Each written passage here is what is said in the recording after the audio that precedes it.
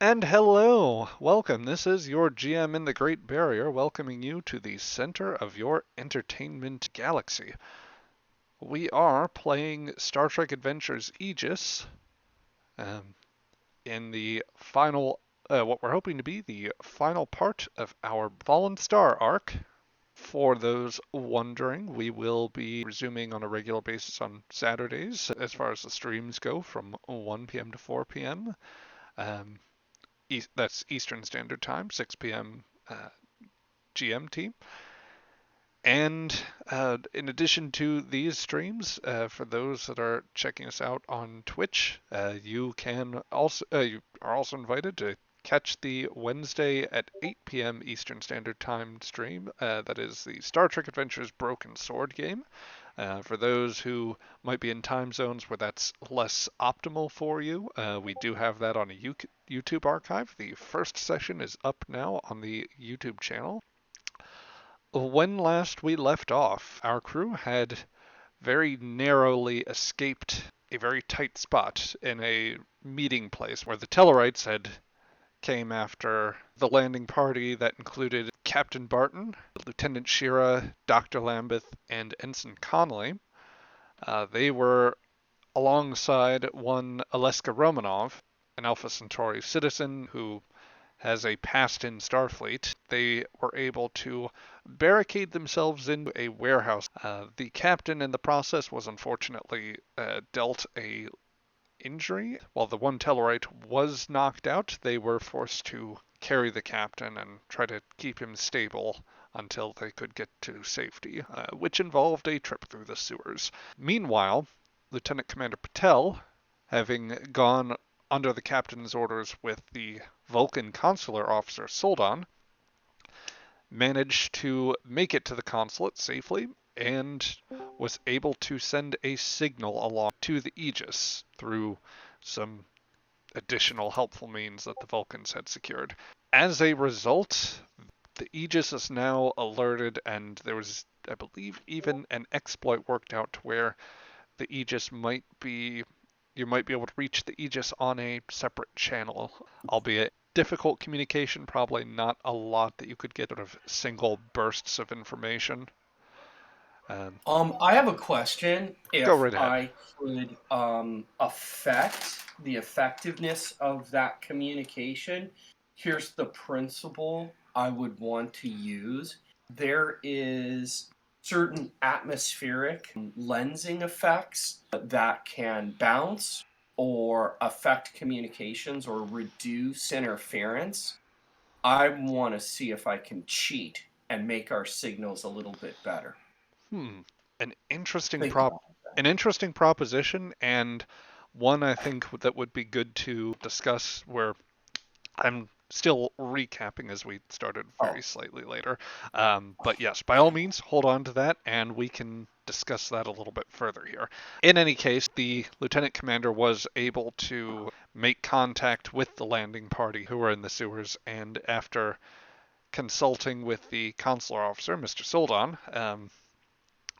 he took you Patel down to an underground part of the consulate, one that revealed that that there was in fact some more sophisticated facilities, something that, as opposed to you know material that was likely built with indigenous materials and supplied with like built to a sort of public-facing embassy aesthetic.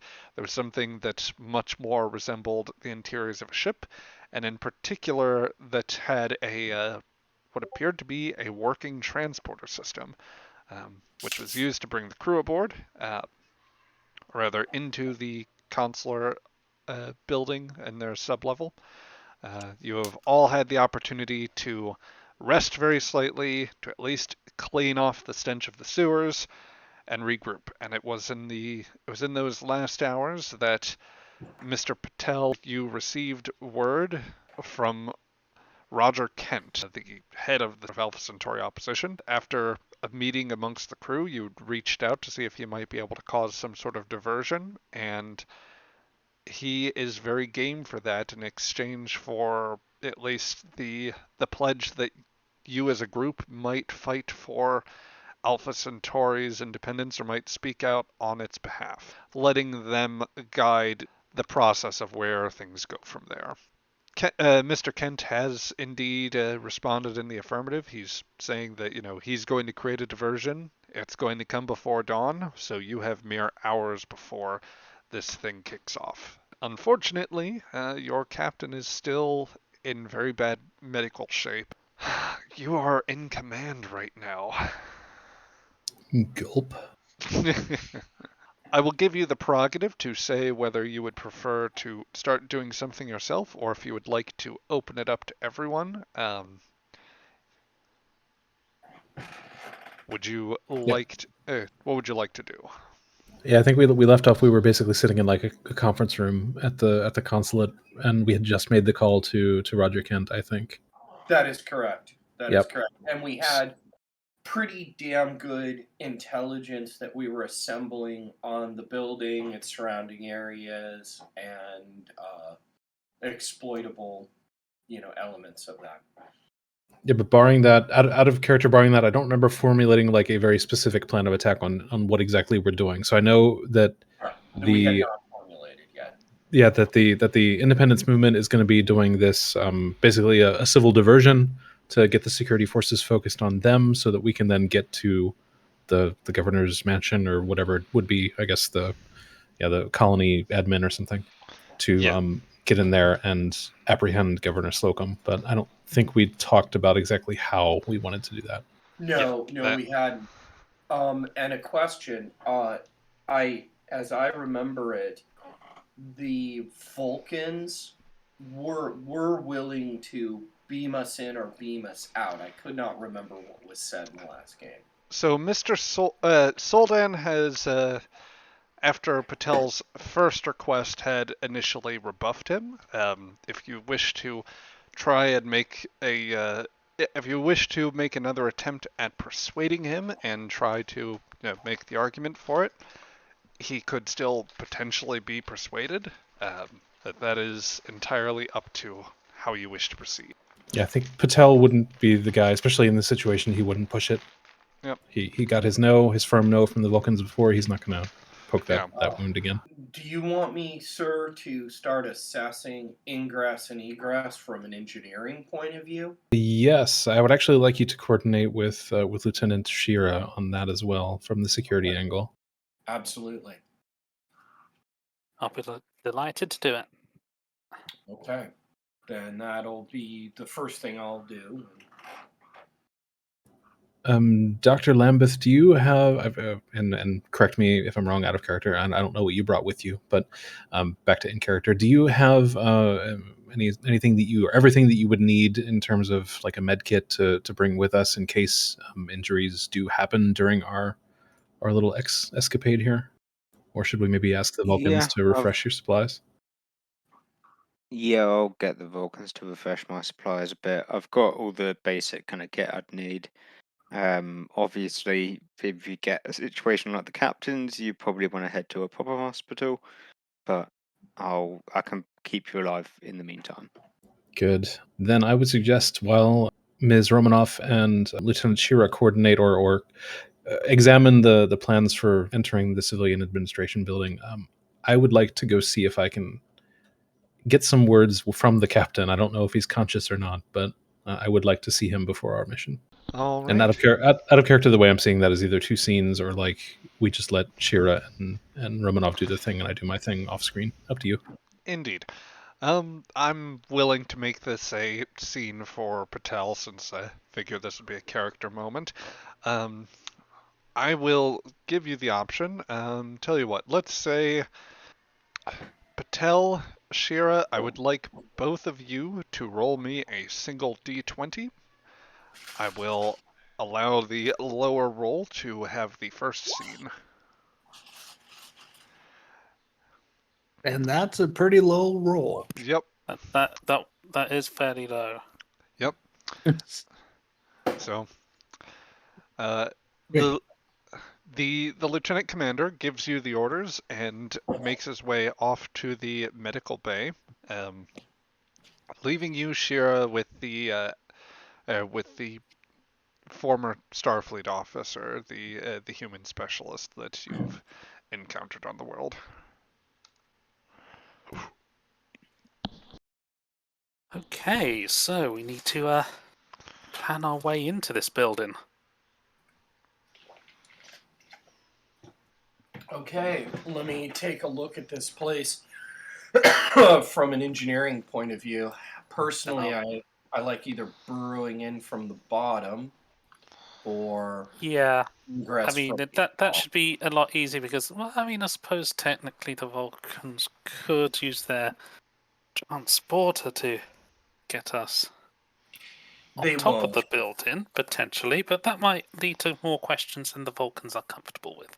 Yeah, and I think they're probably gonna, you know, I one, they've said it, and two, I tend to agree with your assessment that they're not going to give us that particular piece of assistance.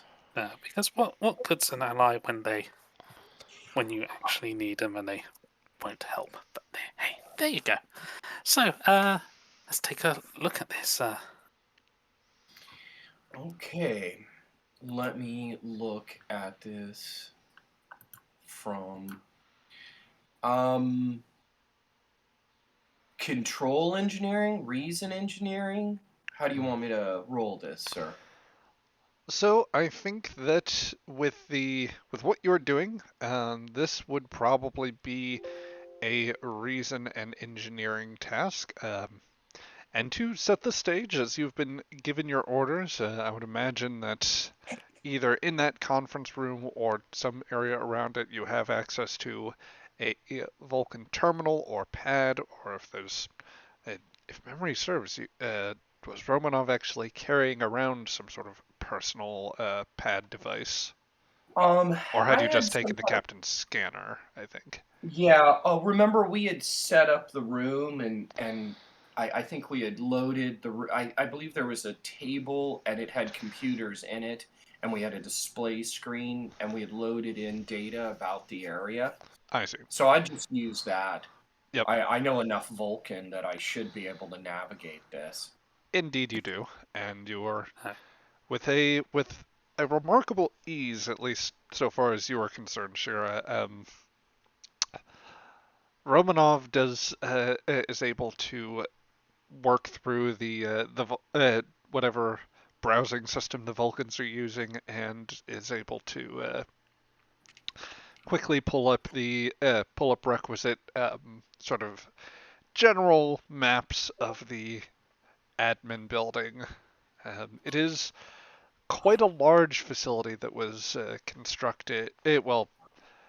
First constructed during the colony's sort of earlier years, just after the Earth transition, or rather after Earth had arrived and assumed formal governance of the colony. Can I apply either computers or reverse engineering to this? Hmm. So I think that hmm, before we go into difficulty and all of that, I will ask you, help me rationalize what you are thinking here with either focus. I am looking at this place from the point of view of how can we get in, how can we get out, and within the building, make sure we have safe zones that we could fall back to, you know, i.e., we know a couple of places or potential. Well, actually, I think this first roll, it's all about ingress, egress, and movement through the building. That's the point of my analysis. If we can find some way through there where we don't have to interact until the last possible moment, so ducting, underfloor, old engineering, that they might not be looking at, um, sewer entrances. I'll just look over at the Andorian. It's another option. Oh, lovely. Yeah, that just. I'm not into sewers, just so you know. That this is not a reoccurring theme. It's just. Are you sure it's not? Because, you know, I this hope will it's be not a twice in the same reoccurring. day. I hope it's not a reoccurring theme in my life, but yeah. So Explore the stars and study new sewers. yes, I'd rather be in the stars. So yeah, I'm looking at this purely from an engineering point of view. How can we get around? How can we get in? And how can we get out? And if things go really bad, are there some places we can fall back to? I see. Uh, So Can I'm. I Oh, go ahead. can I assist with with like a security role there? Yeah. Yes. Taking a look at finding out, likely choke points and places where you'd want to put security guards and stuff. Indeed so. So how we will run this, I will ask for a. I will ask for a. I'm going to call this a difficulty 4 task for the maximum level of success. If you go anything under that, you will still get some information, but it will just be based on how far you go. Um, for Ms. Romanov, the role is going to be reason and engineering to assess Okay. the nature of the building from what you have in the schematics. For the assist, I would accept either security or reason and insight. I think I'm honestly leaning more on insight in this particular case, since you are Yeah, I trying was to get in thinking the insight too. you are getting in the heads of the Tellarites that are running this.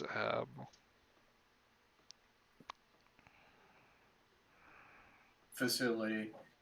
Oh, how much momentum do we have? We only have one, right?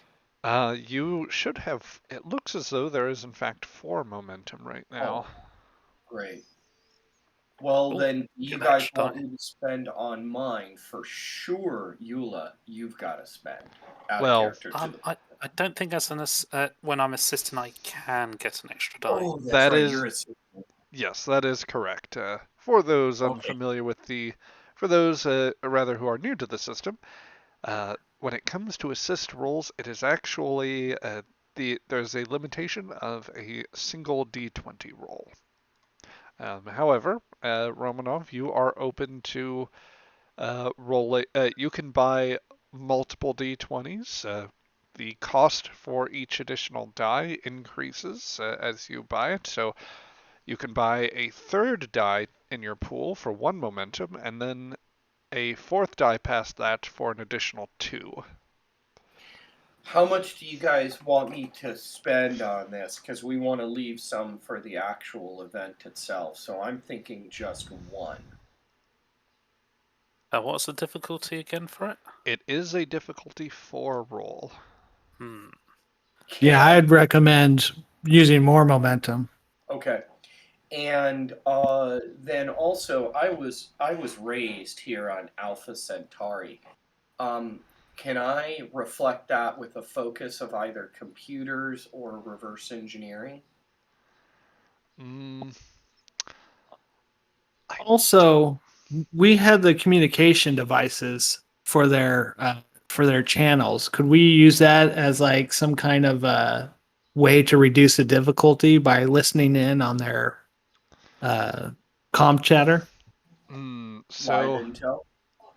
yeah, in that order. So the first one I can say I don't think I would take that for the particular role because while it is true you were born and raised on Alpha Centauri as I understand it, Romanov, Yeah.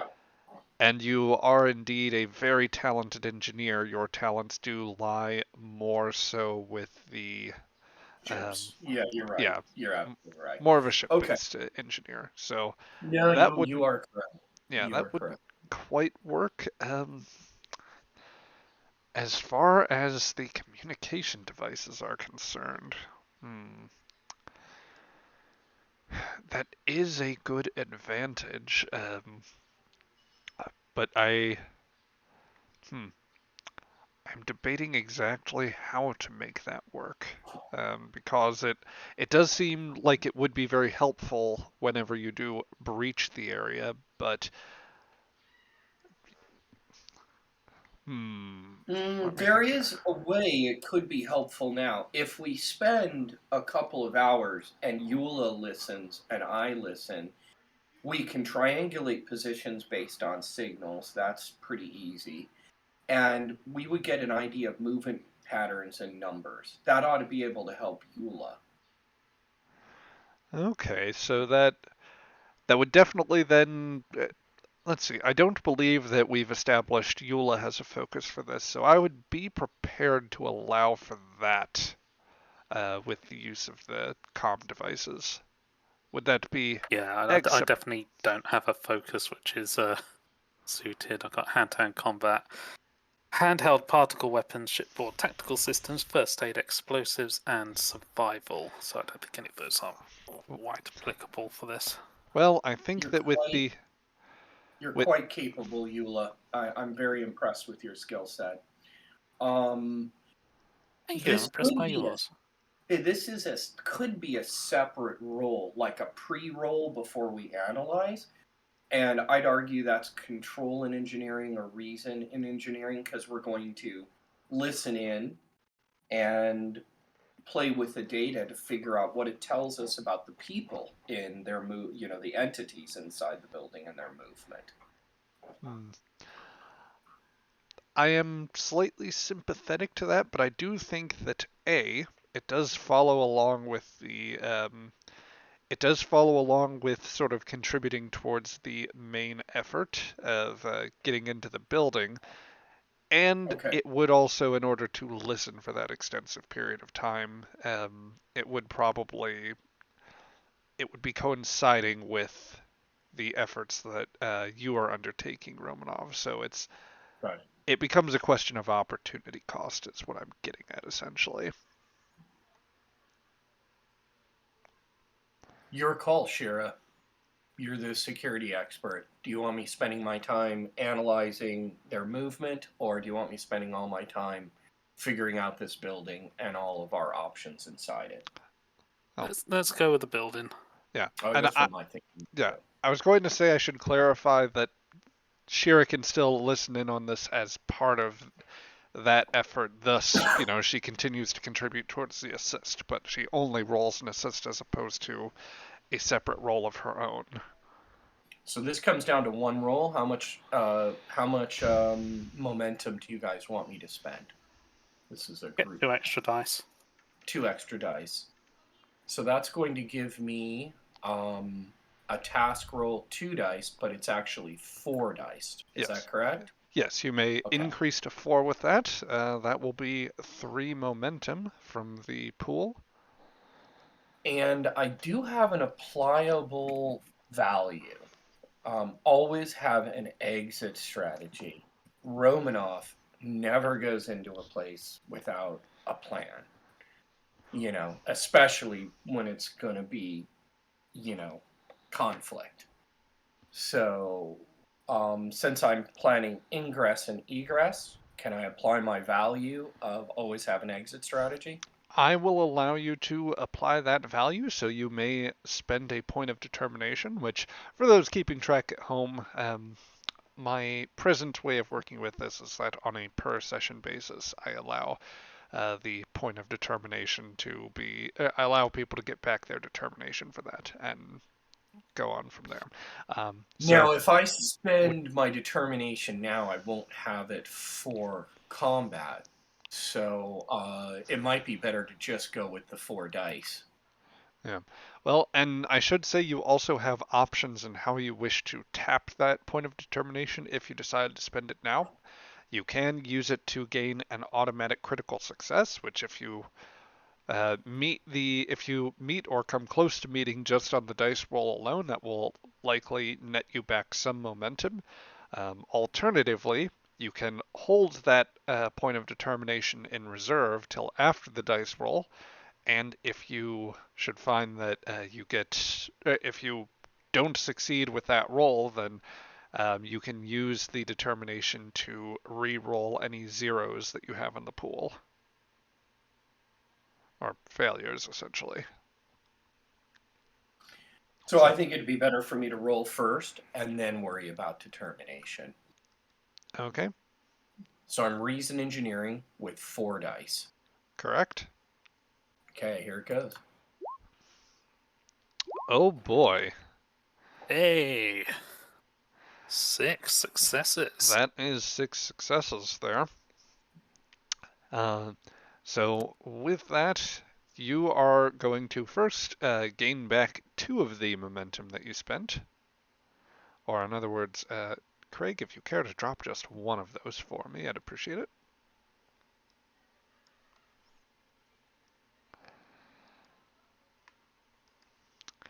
And with that, you have a pretty decent understanding of the layout. Romanov, for your part, you are able to find what seems to be fairly sound schematics. The admin building was at least built somewhat in the spirit of being open and easy to access, but in practice, they have hardened some of the points in the area, or rather, that's just happened over the course of some years. Um, there is a couple sort of main entrance areas. The largest one takes you through a sort of rotunda-like area. Um, there are some secondary sort of office wings that are kind of all throughout that. Um, There are some utility entrances on the outside of the building as well, which would be the next easiest points to access. However, they kind of require going through some meandering corridors. Um, I will give you, though, with Shira's additional role there, as you are pointing things out, you start to, as Romanov starts outlining the different possible points of entry, Shira, you do understand that the Tellarites have working foot patrols sort of around the grounds, near a lot of these utility entrances, and of course have a considerable deployment near the front.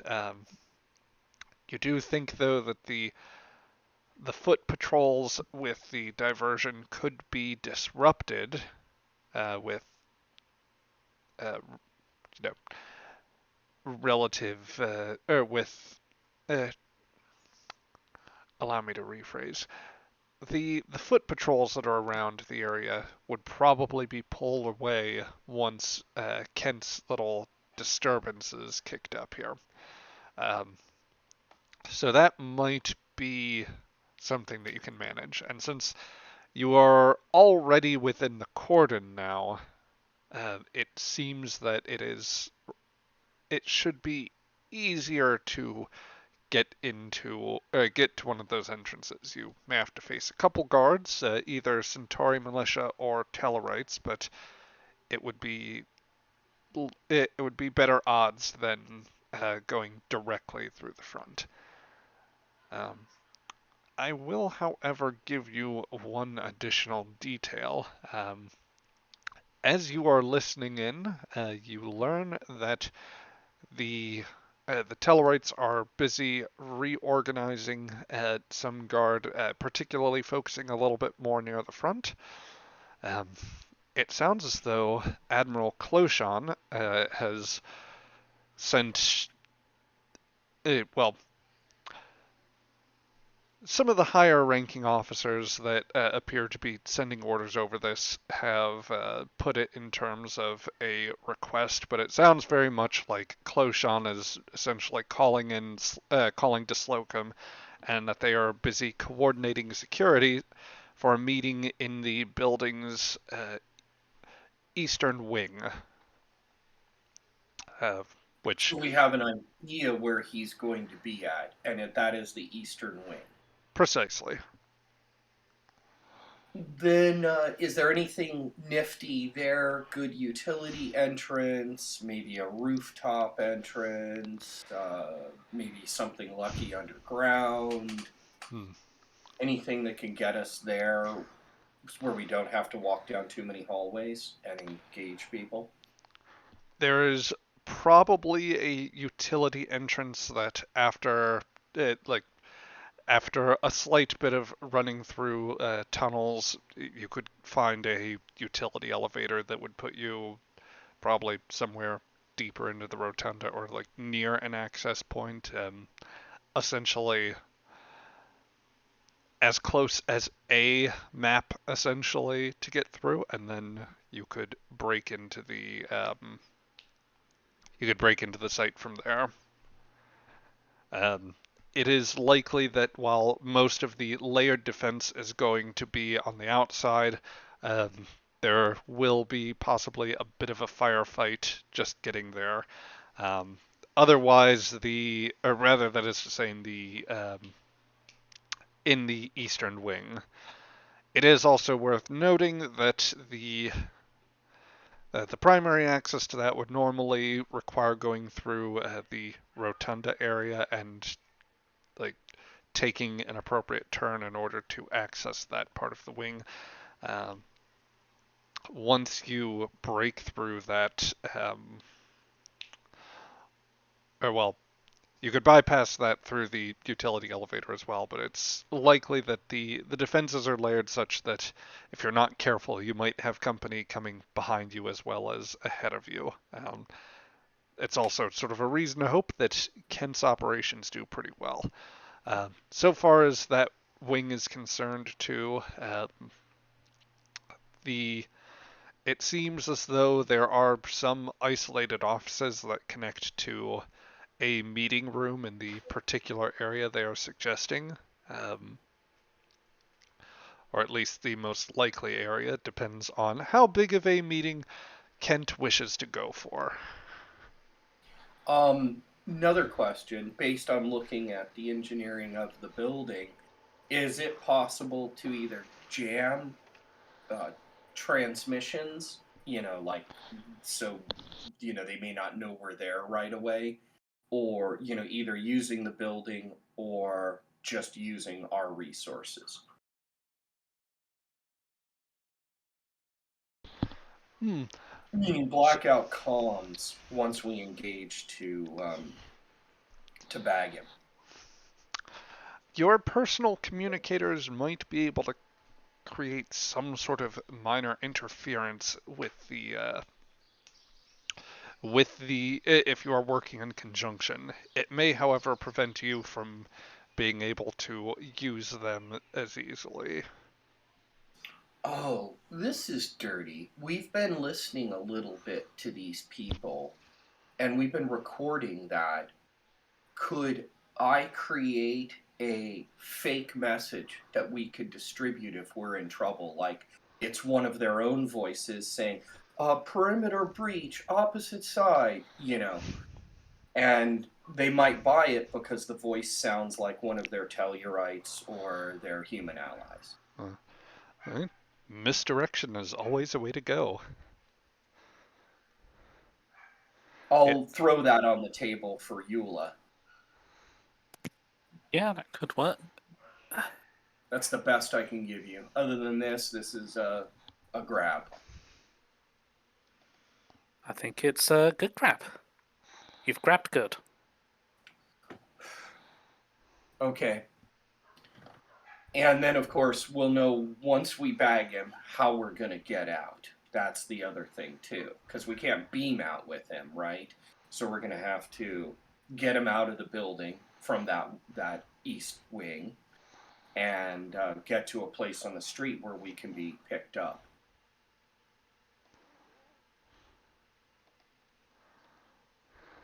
Is that correct? well, that would be it. That would be a way to go. Of course, bear in mind the complicating factors. The Tellarite cordon is likely going to be pretty strong outside that area, even with some misdirection efforts, and the decision point is where you would be taking Slocum after you arrest him. For what it is worth, it sounds as though about the time that this meeting is going to be, or about the time that you intend to launch your operation, is also probably when Slocum is going to be meeting with Closhan. Excellent. Can have a little word with the Admiral, too. Fair enough. If we have to get him out of there, is there in that east wing? I mean, this is our worst case scenario, a sewer exit again. Like, worst case scenario, we got to grab him. Is there a place we could enter into the sewers from that area? There's not easy sewer access, unfortunately. Okay, so The capital doesn't like smelling like sewage. no, Capital doesn't like smelling like sewage.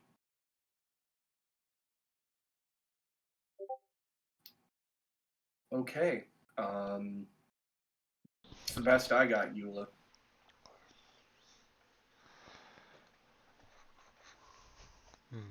Take it to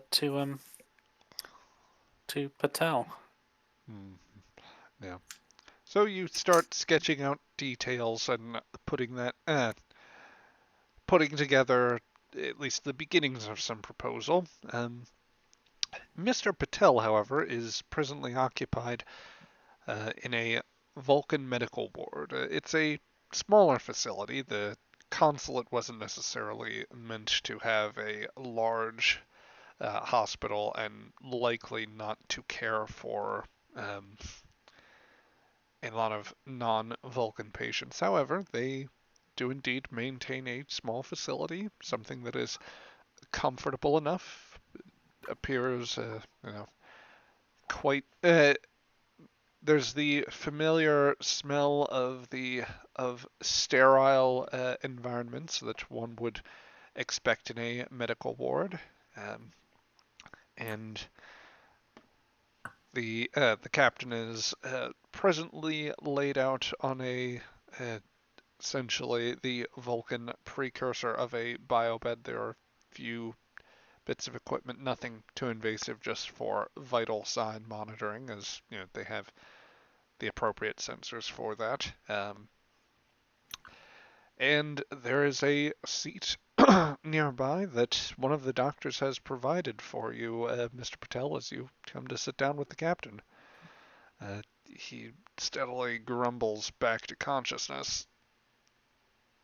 Oh.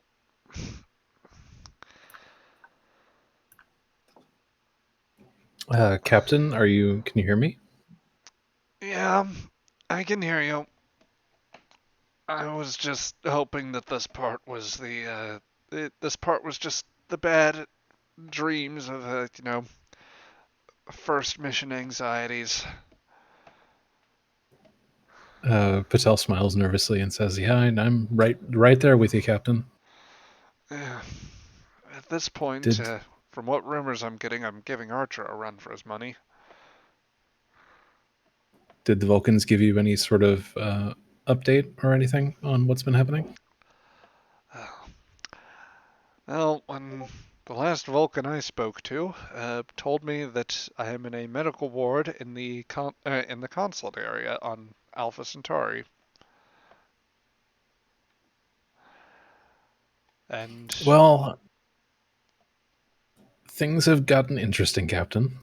And given your condition, the next ranking officer is me. So I wanted to get your mind on some things. Hopefully, you're able to concentrate a little bit. I don't know what's going on in that head. well, I can tell you that whatever medicine either they or Dr. Lambeth gave me is helping a good bit with the pain. I'm just very very slightly groggy after everything, but I'm prepared to give you as much as I can. What's the Well, latest? So yeah, it looks like we have a rough plan forming for the apprehension and arrest of Governor Slocum. It does involve us taking some liberties with the orders that we were given from Admiral Gardner, though.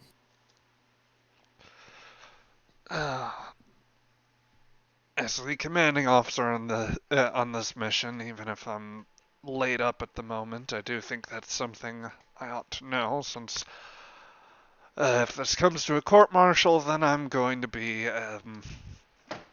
the one answering some questions here, and you rest assured I will be answering questions for whatever happens here, Mr. Patel. So take that off your mind. Are we at court-martial level of issues with this, or is it operating within the spirit, if not the letter of the orders? Captain, and he nervously laughs. I see us operating within the spirit of the orders more than anything. The spirit of United Earth in general. That being said, there are some who could maybe construe our plan with fomenting rebellion. Well, on the plus side, we can at least say that a rebellion's already in progress, so we're not exactly speeding that along. So the long story short of this then is we've had contact with the independence movement here on Alpha Centauri, and they seem not to be going along with what the good governor, has been planning. They are just as unhappy with him, and specifically the Tellarites being in control of things, as we are. And so we've forged a little alliance of convenience with them. They help us in our attempt to arrest the governor, and we help to represent their cause or speak on their behalf to the Earth government in terms of getting them a governor that maybe is a little bit more someone that they like, somebody that both sides would find agreeable. Captain Barton brushes some of his relatively long, I'd say it slightly pushes regulation, long blonde hair kind of out of his face. Well, if they go for it, then that's at least better than what I thought it was going to be. What were you thinking, Captain? I thought you were just prepared to hand over. You would have been prepared to hand over Alpha Centauri altogether, or rather, let Kent and his ilk take over. Which, honestly, About that, Captain.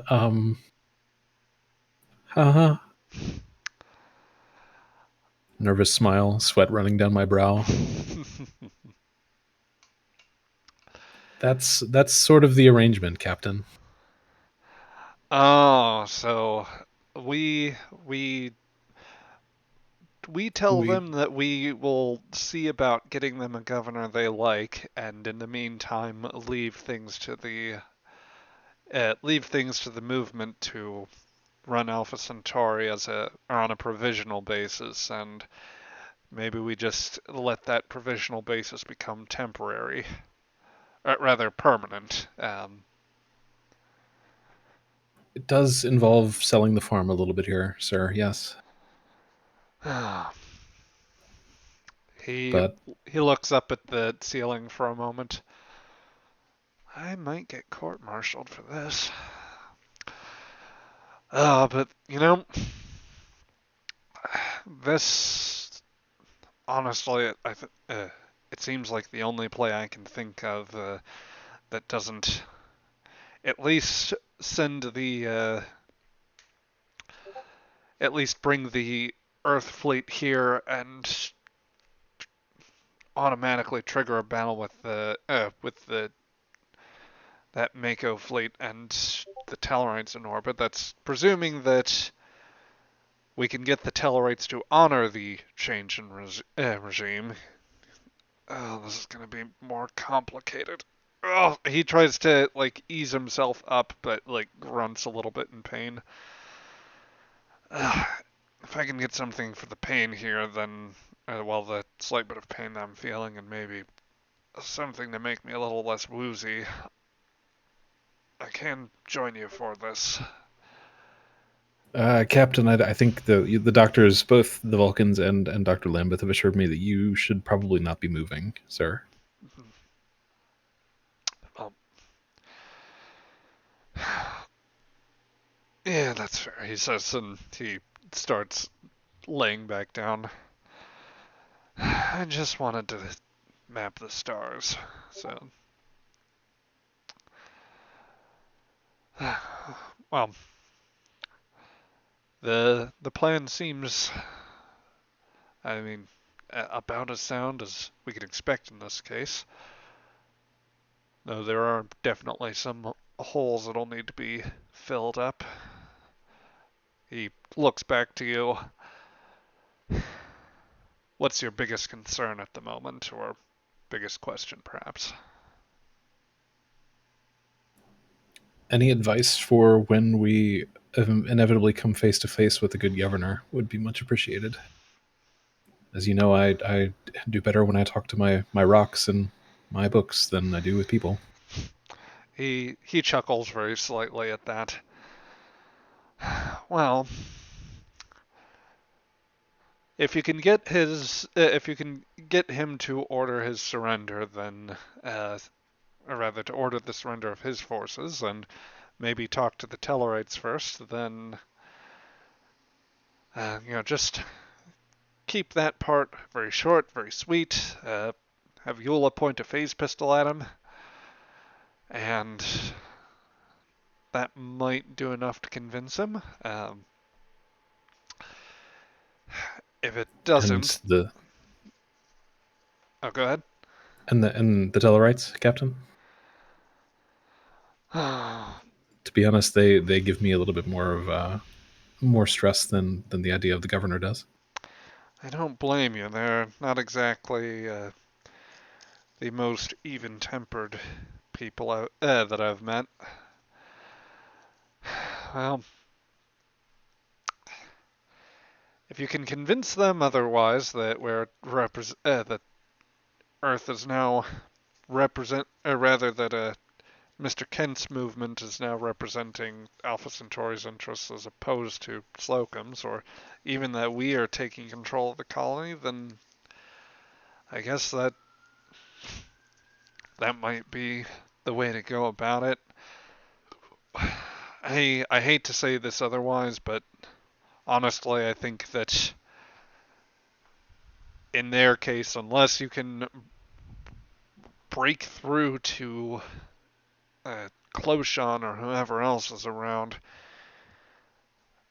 that might be something where you need to answer it with force. But I don't know. We know so little about these Tellarites here and their mission. Without any additional insight, it's going to be pretty difficult.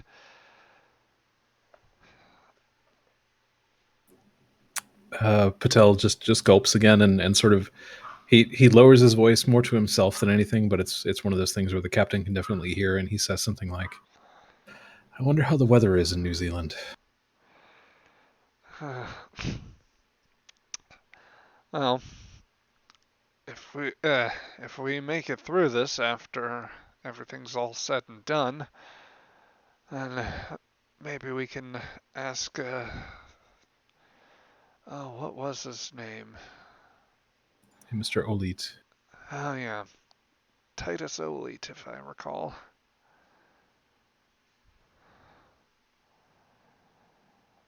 Yeah, I'm sure people here will want to know too. All right, Captain, this has been very, very helpful. Thank you. I think you should probably get back to getting some rest. We'll take it from here. Sure thing.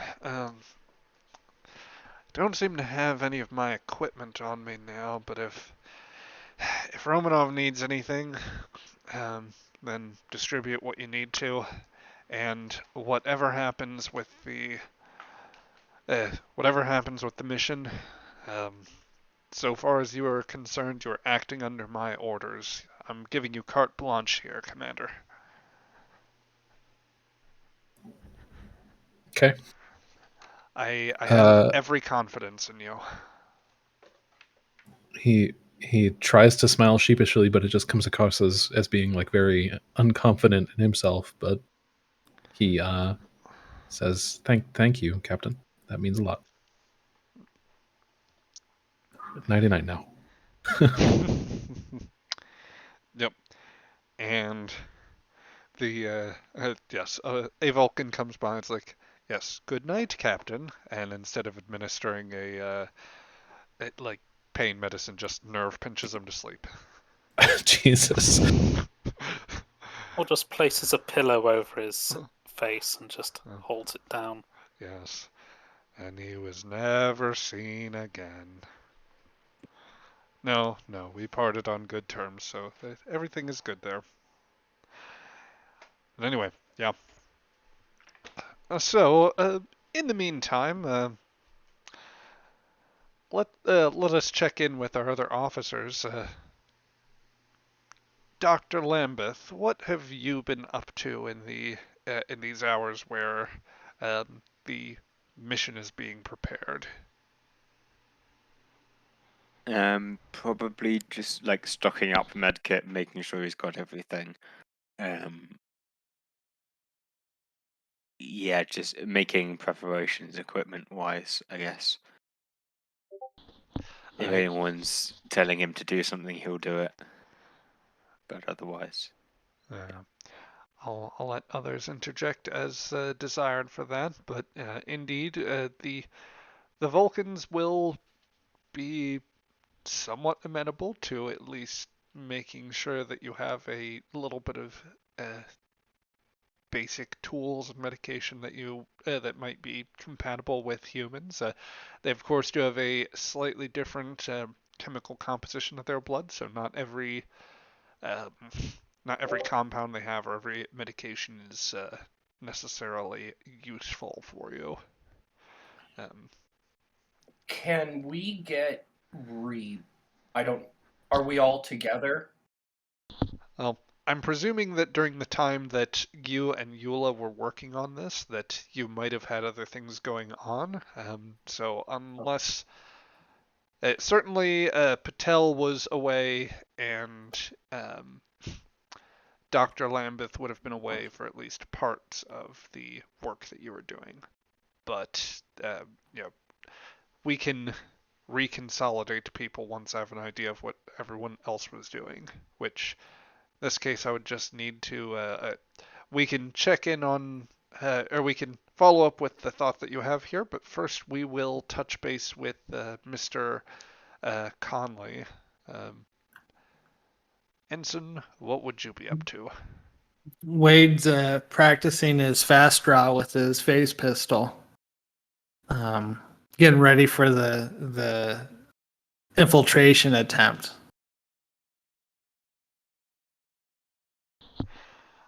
I could definitely No? Yeah, no, I could definitely see Mr. Conley just quickly like trying to psych himself up in order to say, don't worry, Captain. Watch out. There's a Tellarite there. I've got him though. A couple times he'll like go too fast and he'll like throw the phase pistol across the room Yes. and kind of like look around to make sure no one saw him. Presuming you're If Eula sees this, she's gonna book him in for training. Unless you say otherwise, I will presume that you are in the same sort of meeting room area where everyone has been staying for the. Yeah. And also, I'm assuming he'll probably look over like the plans of the building, the local area, get a good sense of direction of local landmarks, in case he has to do any kind of piloting or directing to get out of to lead the team out. Indeed. All right.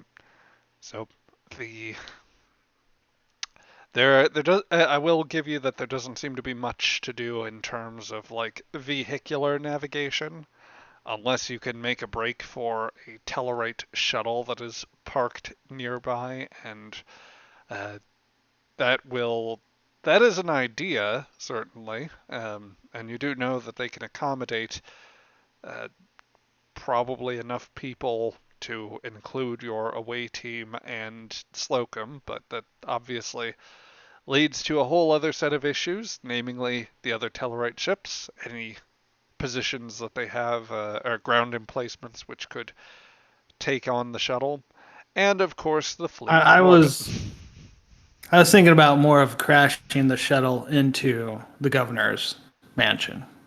Oh dear. That is But also getting away too, I guess works. uh, that is also a choice. Um, so yeah, there are options that exist. How good any of them are, definitely open for debate. In the Yeah. meantime, oh, go ahead. Do we know if there are any teleporters in the governor's building that we could use to get out? Hmm. So far I'm as assuming not, right? Because we don't have that tech. Yeah. I'd assume not either, but worth asking. yeah, so far as you know, there should not be any transporters in the building. Once again, the technology is uh, not so widespread. Hmm. So Do they're Tellarites have transportation or transporters? not to your knowledge. And Okay. indeed, they seem to be ferrying around their troops with shuttles as opposed to beaming them in direct anywhere. The only ones that you might have known previously that had transporter technology based on any sort of intelligence report actually would have been the Klingons, based on at least one encounter that Enterprise has had in the past. Otherwise, up until just this past evening, you had no idea that any of the local powers were also using transporter technology in any way, shape, or form.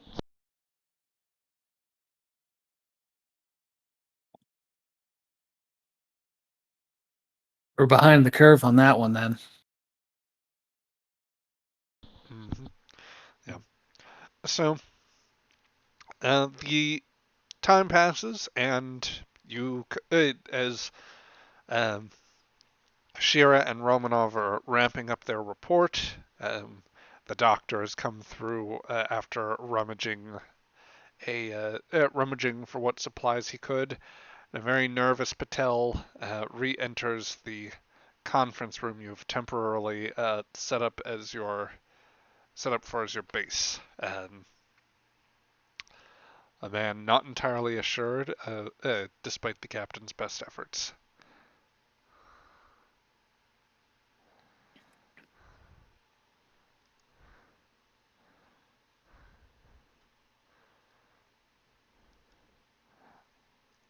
So, All right. Looking a little pale there, Commander Patel. Oh, really? Yeah, no, it's fine. Everything's great. Looking forward to it. Let's go team. Go team. You'll Yeah, be the just fine. ensign's gonna look around at everybody. Are we ready to go? Yeah, I just want a couple suggestions. If we could get maybe some kind of rebreather, just in case they start throwing anything at us. Something to protect our ability to breathe. They might Didn't have something here. didn't we still have those, or you guys did at least from the sewers? I believe we did, didn't we? Yep. yes, that is. Okay, then. Yeah, So I've yes, just I've been Patel I've might just need packed one. them in the med kit.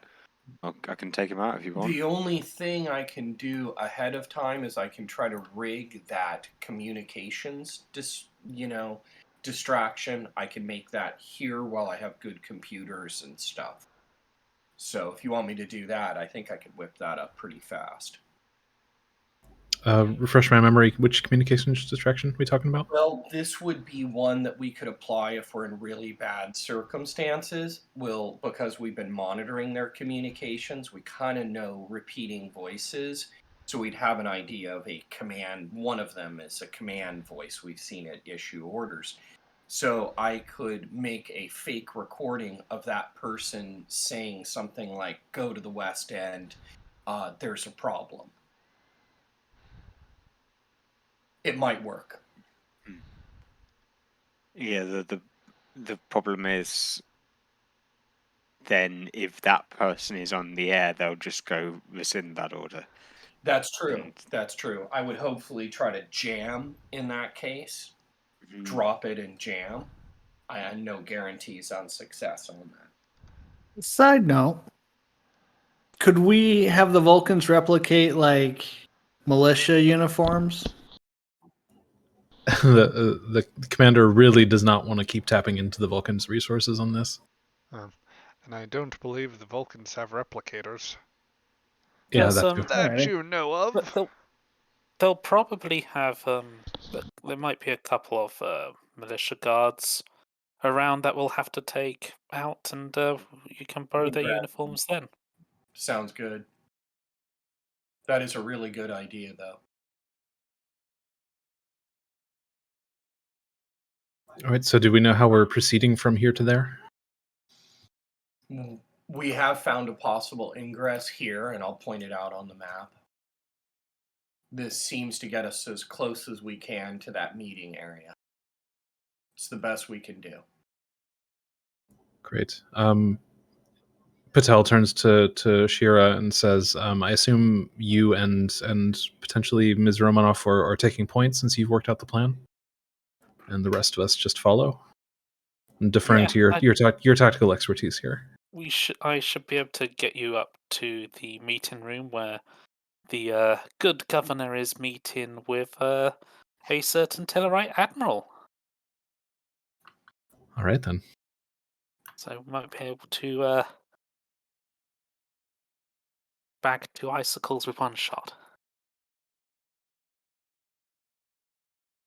And then Patel whips out his wristwatch or like pulls back his sleeve and takes a look at it, his chronometer, and says, "It looks like we don't have too much longer until the arranged time that we worked out with Mr. Kent. So yeah, I'm not the captain. I don't have any inspiring words to push us along here on our very first little wild goose chase here, but we're all a team of experts, and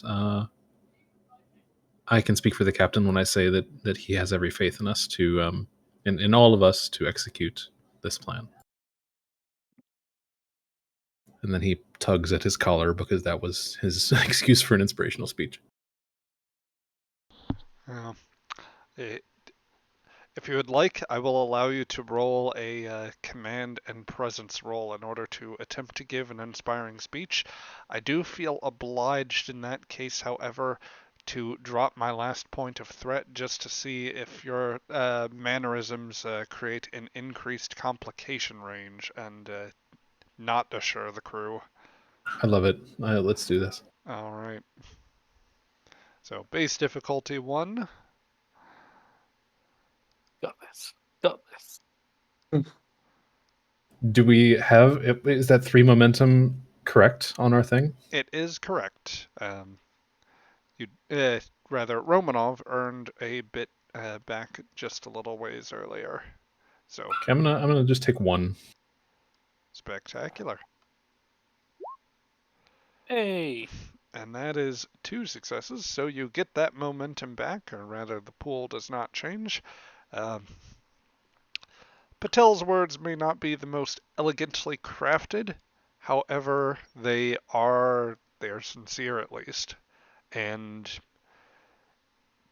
it's very practical. It is likewise just it is essentially just a firm acknowledgement of, we're here, we need to do this, so let's get it done. What he lacks in polish, he makes up for in honesty. Yep. All right. So you begin to make your I guess any final contacts you wish for before you leave the embassy or consulate rather. Just it doesn't even have to like actually take place as a scene unless you wanted to, but just like telling the consulate Soldan that we're leaving now, and that we appreciate their help so far, and we hope that their involvement in this remains passive from here on out. Indeed so. So we shouldn't all be wearing the I Love the Vulcan Consulate on Alpha Centauri t-shirts. If we stop at the consulate's gift shop on the way out. Yeah, exactly. So we can all have those to remember or to buy. Got a big old infinite diversity and infinite combinations logo on my t-shirt. Mm-hmm. Vulcans for lovers. I have fake pointy ears. I have the Spock helmet. You gain 1 resistance to telepathy. Anyway. Ken, please. I'm waiting. I'm actually waiting for that helmet to just show up in Strange New Worlds. It was in Lower Decks, wasn't it? Oh, it probably was. Neat. Anyway, yeah. So with that, Soldan will simply give you the traditional salute. Live long and prosper. Peace and long life, Consul. He nods in acknowledgement and lets the salute fall to his side. You couldn't say for sure, of course, because Vulcans are quite naturally stone-faced about it, but he might have acknowledged. You maybe get the vaguest sense of approval in at least matching the meeting with the appropriate response for the salute. So, quick background thing for me: is this taking place before or after the High Command was replaced in Enterprise? This is before it is happening. Okay, so he's not theoretically one of the one of the good guy Vulcans. Okay. Yeah. Well, he's got a friend in my book. Yeah. And friends, and who else knows which books? But at any rate, yes, as Soldan had informed you earlier, there is actually not much of a Tellarite presence as you depart the consulate. It is much quieter now, with any humans that were around mostly probably shown other accommodations. There might be a few that have been that who were very stressed out earlier in the day, of course, and that were maybe trying to find some way off-world or otherwise just seeking refuge.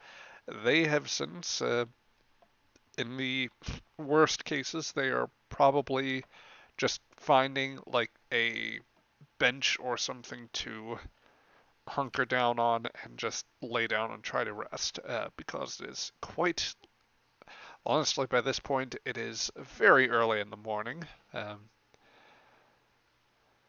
and they are obviously very stressed about the situation. As you leave the consulate grounds, though, as Soldan had mentioned, there's not really any appreciable bodyguard. Indeed, the Alpha Centauri militia doesn't seem to be on patrol in this area. The Tellarites seem to have left you alone for the time being, so you are just proceeding. You're able to proceed through the streets without direct challenge right at this moment.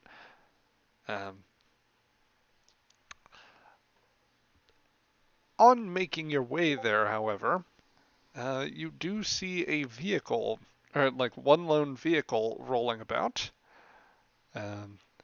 It is a fair-sized, I would classify it as something with the rough sort of tonnage and outline of a van, maybe very slightly longer. It almost kind of has a rover quality to it. Like it was more designed for, say, more heavy sort of colonial transportation of sorts. Um, but it begins as it is moving down the street. It is coming sort of from an opposite. It's coming towards you, that is to say, or in your general direction on the street. For Should we steal it? Well, you may certainly make an effort to it, and just for the purposes of giving you sort of a visual representation here, you once again are in kind of the nicer part of the colony. It is, I'd say, local time. It is closer to around 5 in the morning.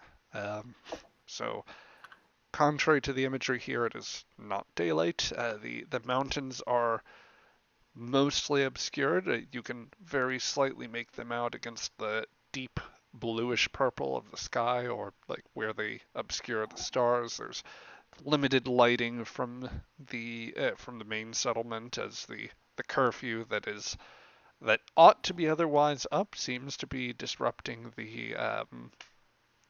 or rather, it's disrupting some of the activities that would normally be taking place. Which incidentally does put this van out of place by and large.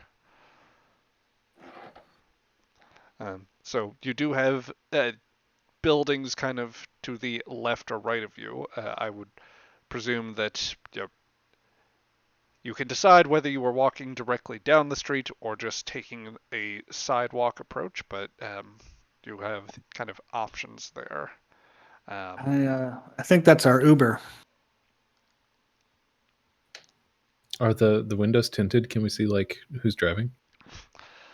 The windows are not quite tinted, so you do get the sense that there is somebody like of a very slightly slighter frame. A bit of from the intermittent light, you catch kind of the vaguest sense of what might be slightly longer blonde hair, and indeed, as it slows down and approaches the windows rolled down. Oh, well, you wouldn't believe who happens to have clearance to move around the town thanks to science postings. Rather, well, here, if you guys just get in there, this is going to be a lot easier to do on the road here. That and she looks at her chronometer. We don't have a whole lot of time. Okay. No. So I'm failing the to make the connection between the long blonde hair and this person. Do we know her? This would be Alexis Osman. She is somebody who has an affiliation with Mr. Kent. You know that she's tied to one of the research institutions on the planet, specifically the Cochrane Institute. Got it. She was the one that was talking with Dr. Lambeth, I think, in the bar too, right? Correct. Yeah.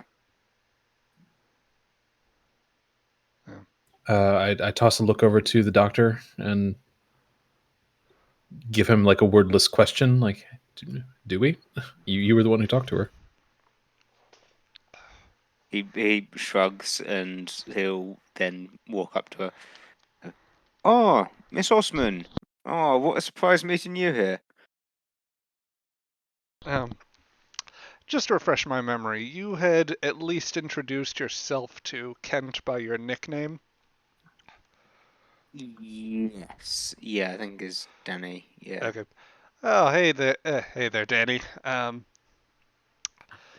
Yeah, Roger went ahead and let me know that you might you might be a little amenable to, rather. He said that you folks had a pretty interesting idea here, so I kind of made sure that I was useful, essentially, or rather, he asked if I could be.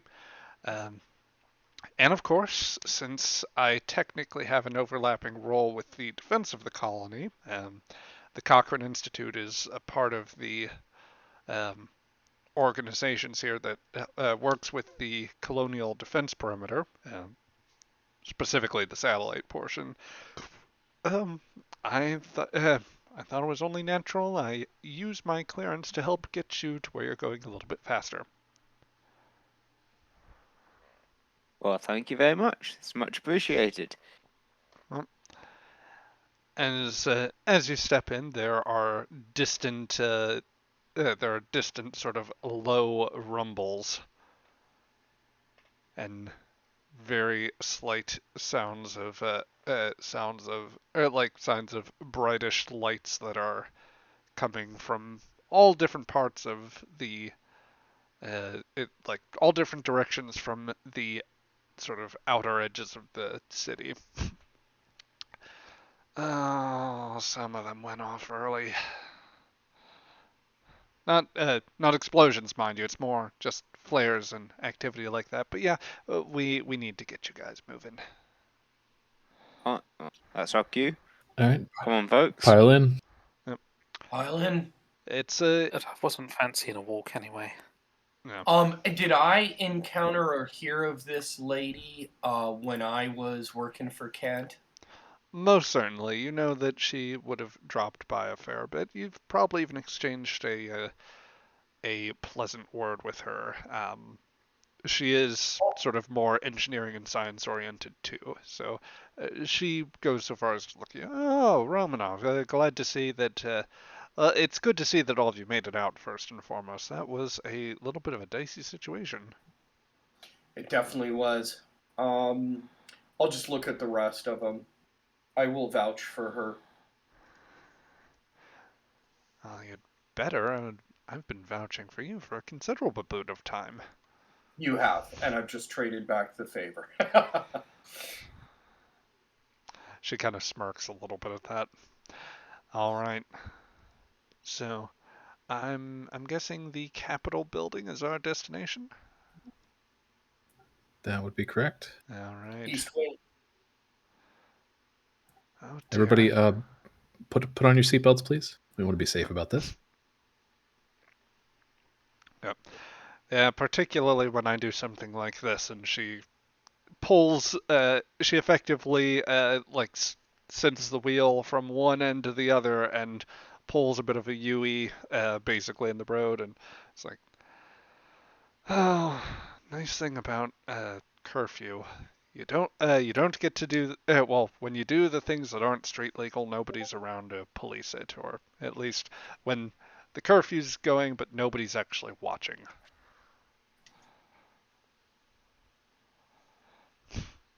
Yeah.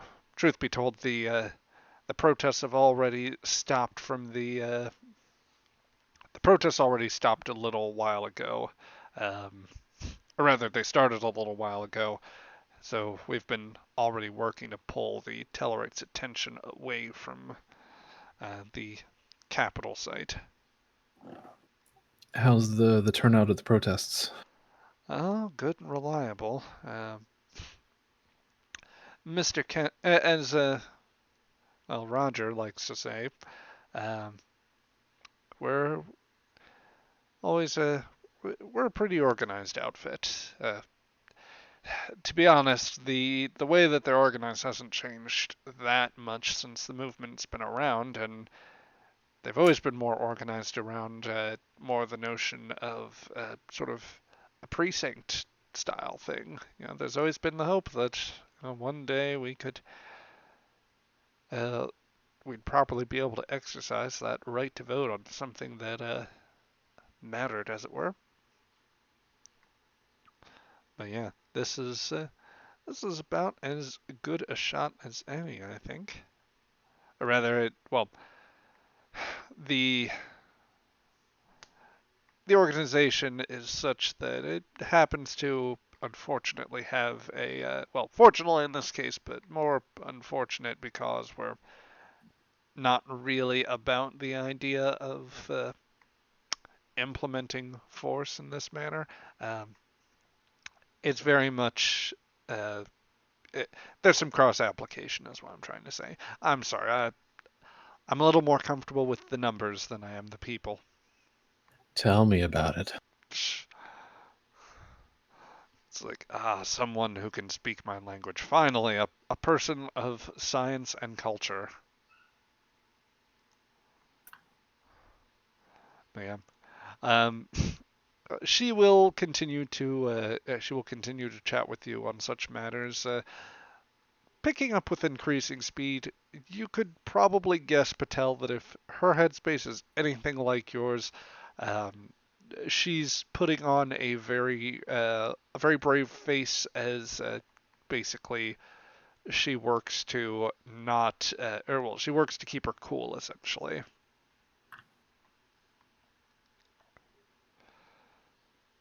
Yeah, just respect, I guess, from Patel's side.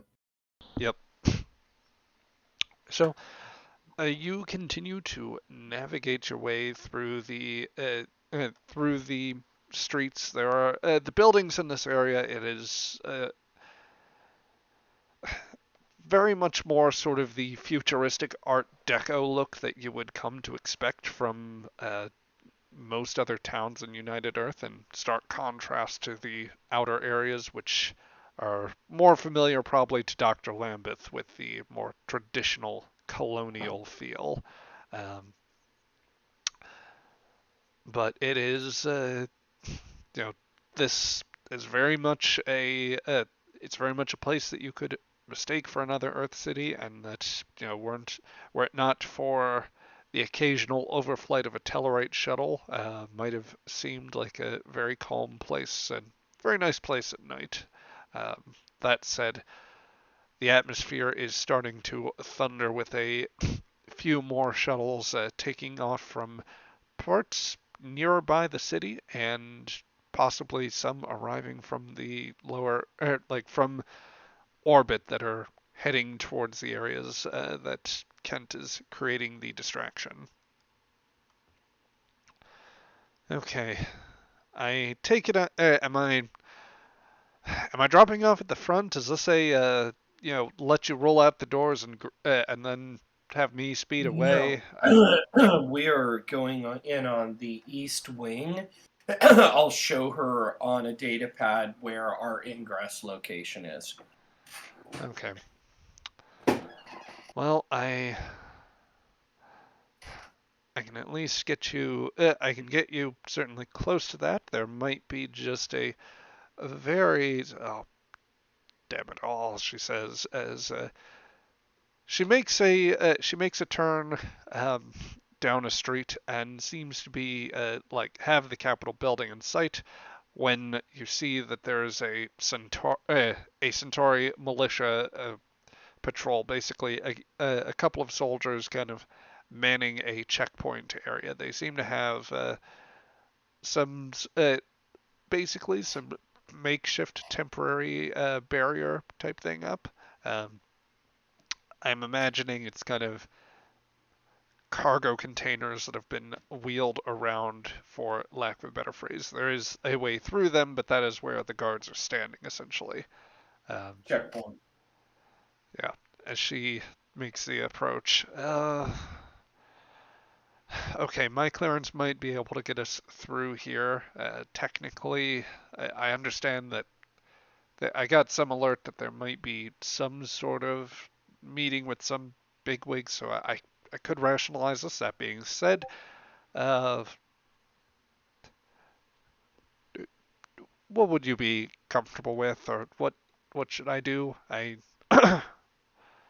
not a There commando. there is a crisis going on, and you have freedoms in the city most people don't. You might just be able to say there's a crisis going on. You'd know what they'd react to better. Would it be feasible to say I don't know how much pull you have, Ms. Osmond or Dr. Osmond, but would it be feasible to say that you know that because there's a crisis happening in the city, and you know because you have access that the admin building is safe, and so you wanted to get you and some of your colleagues to safety from the protesters behind the protective walls of the admin building. Wink, wink. I It couldn't hurt, she says, and she slows down, approaching the guards, and they immediately they have their particle weaponry kind of out and at the ready. You can't be you can't be in this area right now. One of them starts up. I have the clearance. I have the requisite reasons to pass, and I have very good reason here because I'm part of the Cochrane Institute. I'm particularly part of the Orbital Defense Grid project, and you believe you me, you want us right where we want to be, which is in the capital. And she's starting to nervously prattle a little bit, but let's see how she does with her command performance. Can I before she does that, can I give her some kind of an assist by pretending to also be a professor from the institute You who certainly is may. very, very, very into the idea of being in safety, basically being myself? You certainly may. I will allow you to roll a presence and command of your own as an Can I assistant. argue for making that a science roll because I'm being a professor? Hmm. If you can throw out the appropriate techno babble, then I think I'd be willing to entertain that. I Oh Oh, Lord. what a moment this would be for some baffling for the baffling briefing talent right now.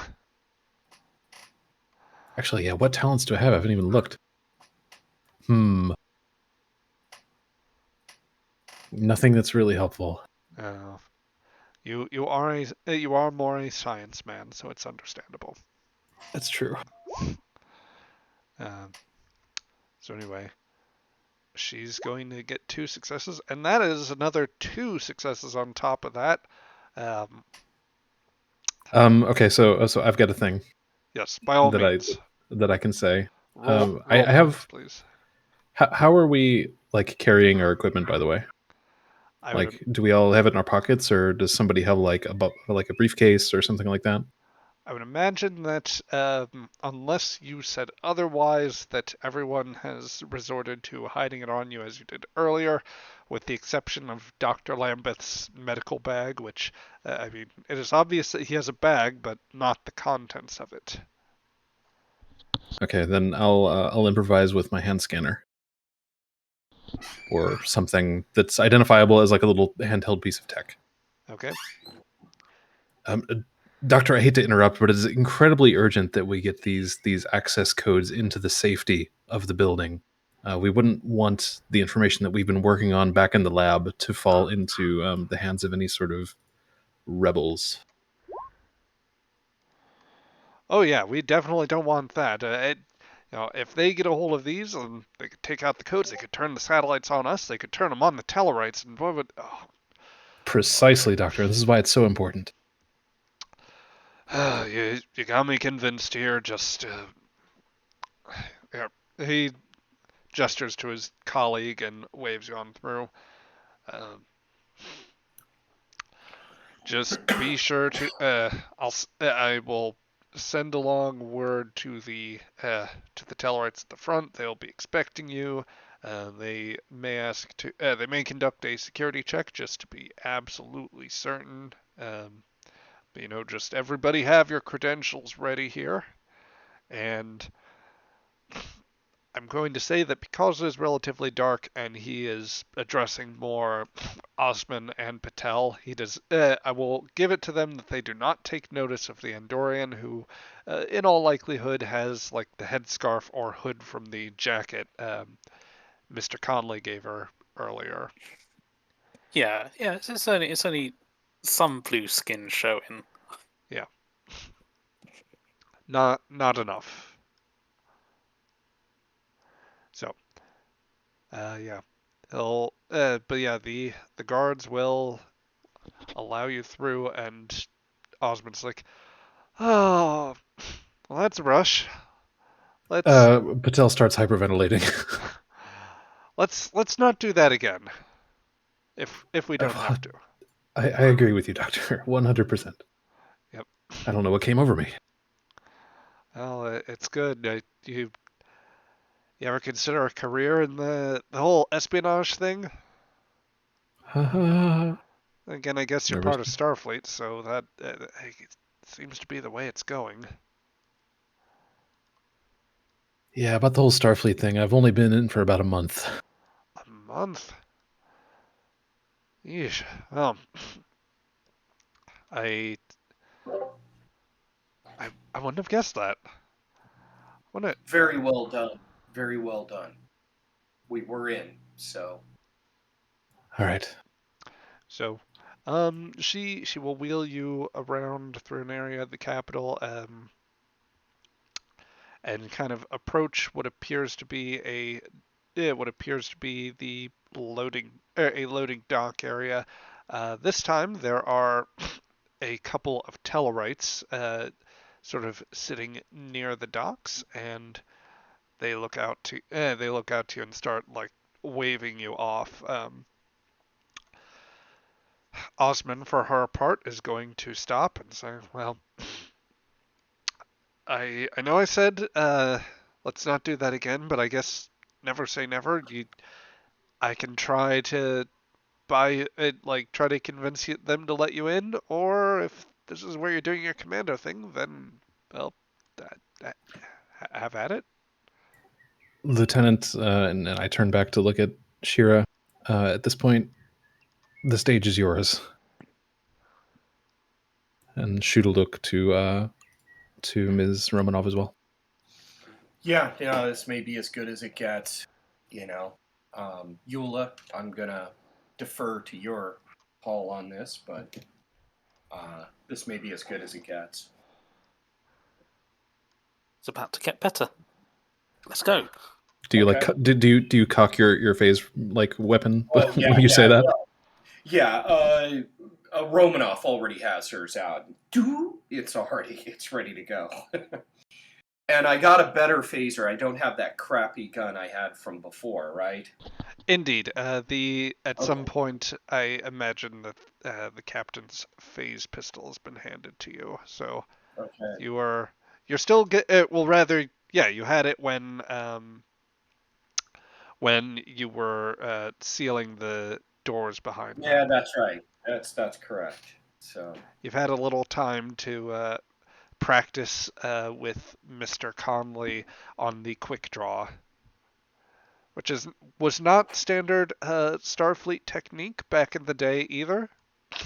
But you know, you are adaptive, and I dare say you might have even pulled it off a little better. Good hand-eye coordination. okay, we're ready to roll. It's game time, right? Lead the way, Sheriff.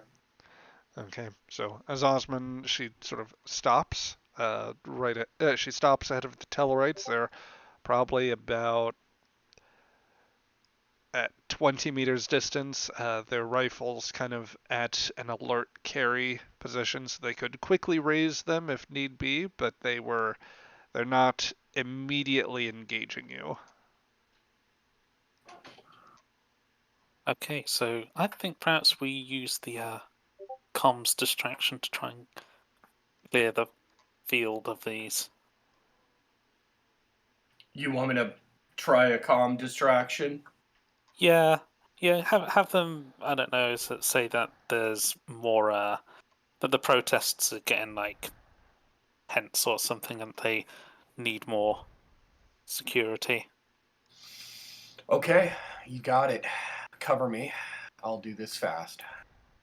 Okay. I'm going to say, well, so that's actually a good question. Technically, to use their comm lines, that would typically be a control and engineering. However, you are also attempting to give a performance, which would constitute, since you're particularly trying to deceive them, that's more entering into presence or daring territory.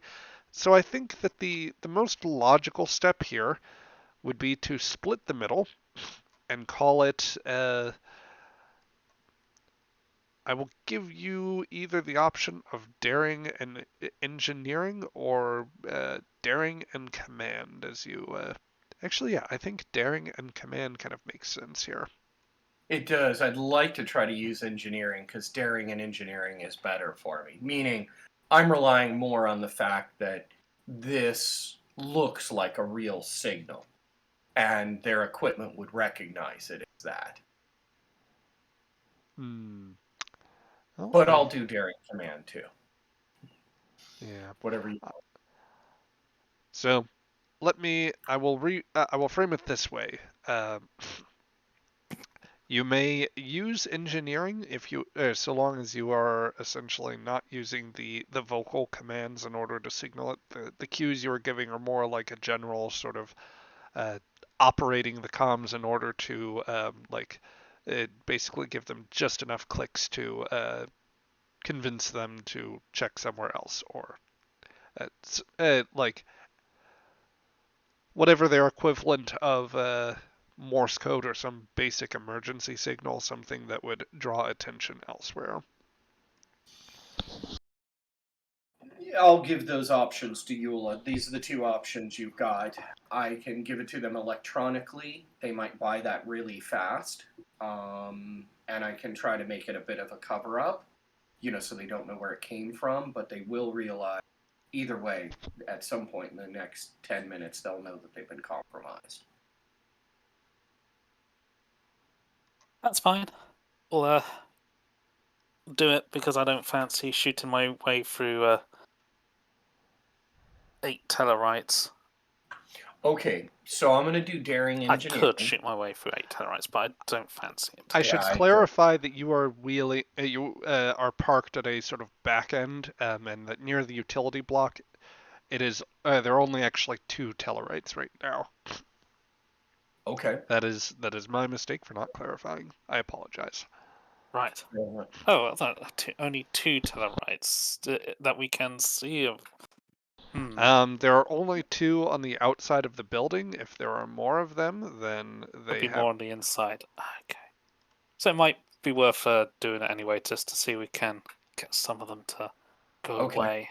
I'm going to do this from an engineering point of view, so that it might be a little hard for them to figure out exactly what happened, meaning I want to try to extend the time at which they're trying to figure out, once they do realize they just got distracted, they've got to figure out, hopefully buy us a little time before they figure it out.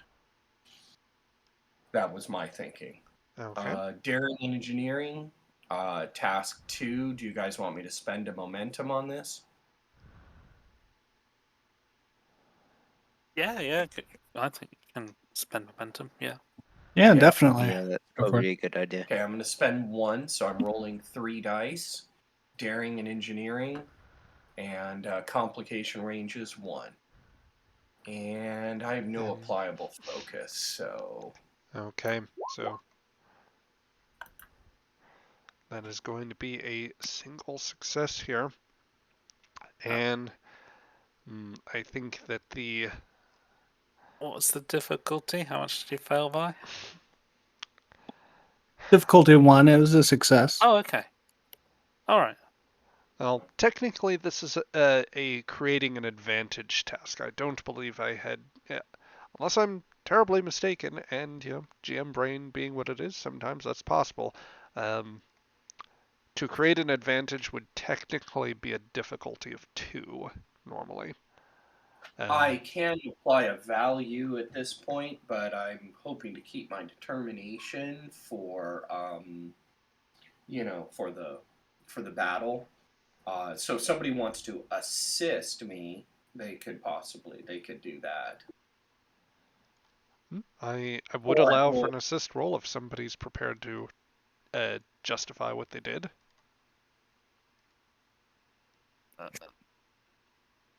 Everyone, think of things. Oh, it looks like your frequency is modulated just a little bit off. Let me help. Oh, thanks. Is it the same roll? Yes. Oh Lord, this is going to be very little help. Could he opt for You again know, a press command if that's better for him?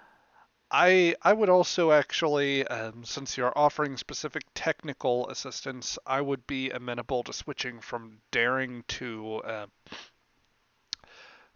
reason. Much better.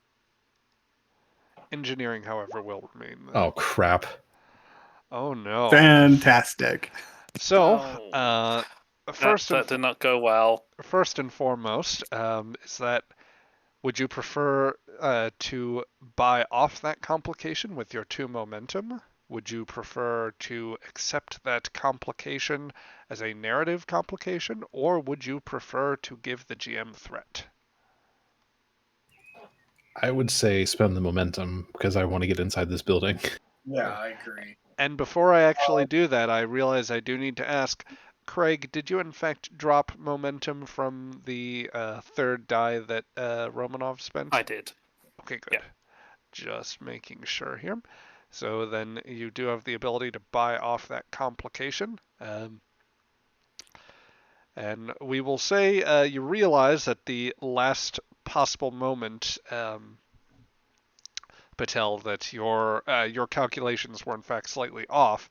However, it is too late for you to effectively do something here. Now, Romanov, May you May I spend a determination and activate, and that means I'll be very supportive for the fight, but that's okay. We've got Shira. Yeah. I have a value. Every problem has a solution. Meaning, he tells me something. Oh crap! It's off. But then I made a realization, and I would permit you to use that value in order to tap that point of determination and re-roll. The alternative is that the alternative would be to succeed at cost, essentially. So spending the d20s or rather succeeding but accepting a complication as part of that. your call, guys. So determination allows you to make a re-roll.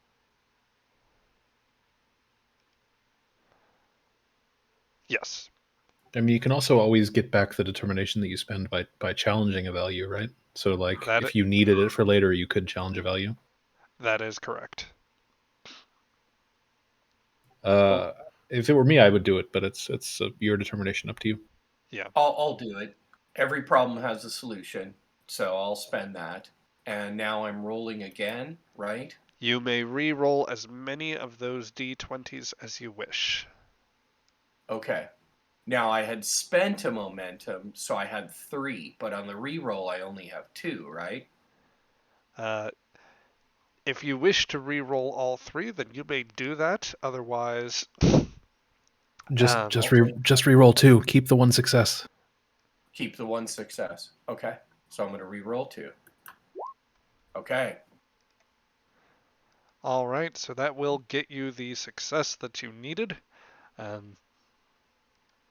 As a result, the emergency code goes out, and you get there is some acknowledgement from some of the other Tellarites. There are apparently some in the building that are adjusting their deployment slightly, so as to best stay out of the way, essentially. The Tellarites that are very nearby, they actually both stop to look for a moment at at their wrist at their wrist communicators and just start interacting with each other or gesturing kind of around trying to figure out what their next move. They are very slightly distracted now, so with this advantage you haven't moved these Tellarites away from their post because they have seen you at this point. However, you do have a distraction on them that may make things a little easier to neutralize them.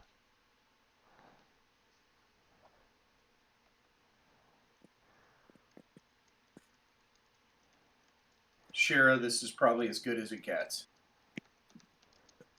Probably. So I will, as part of this advantage, allow you to freely keep the initiative once after you have made your first task. Okay. So, you guys happy for me to start shooting? Start shooting. I'll back you up.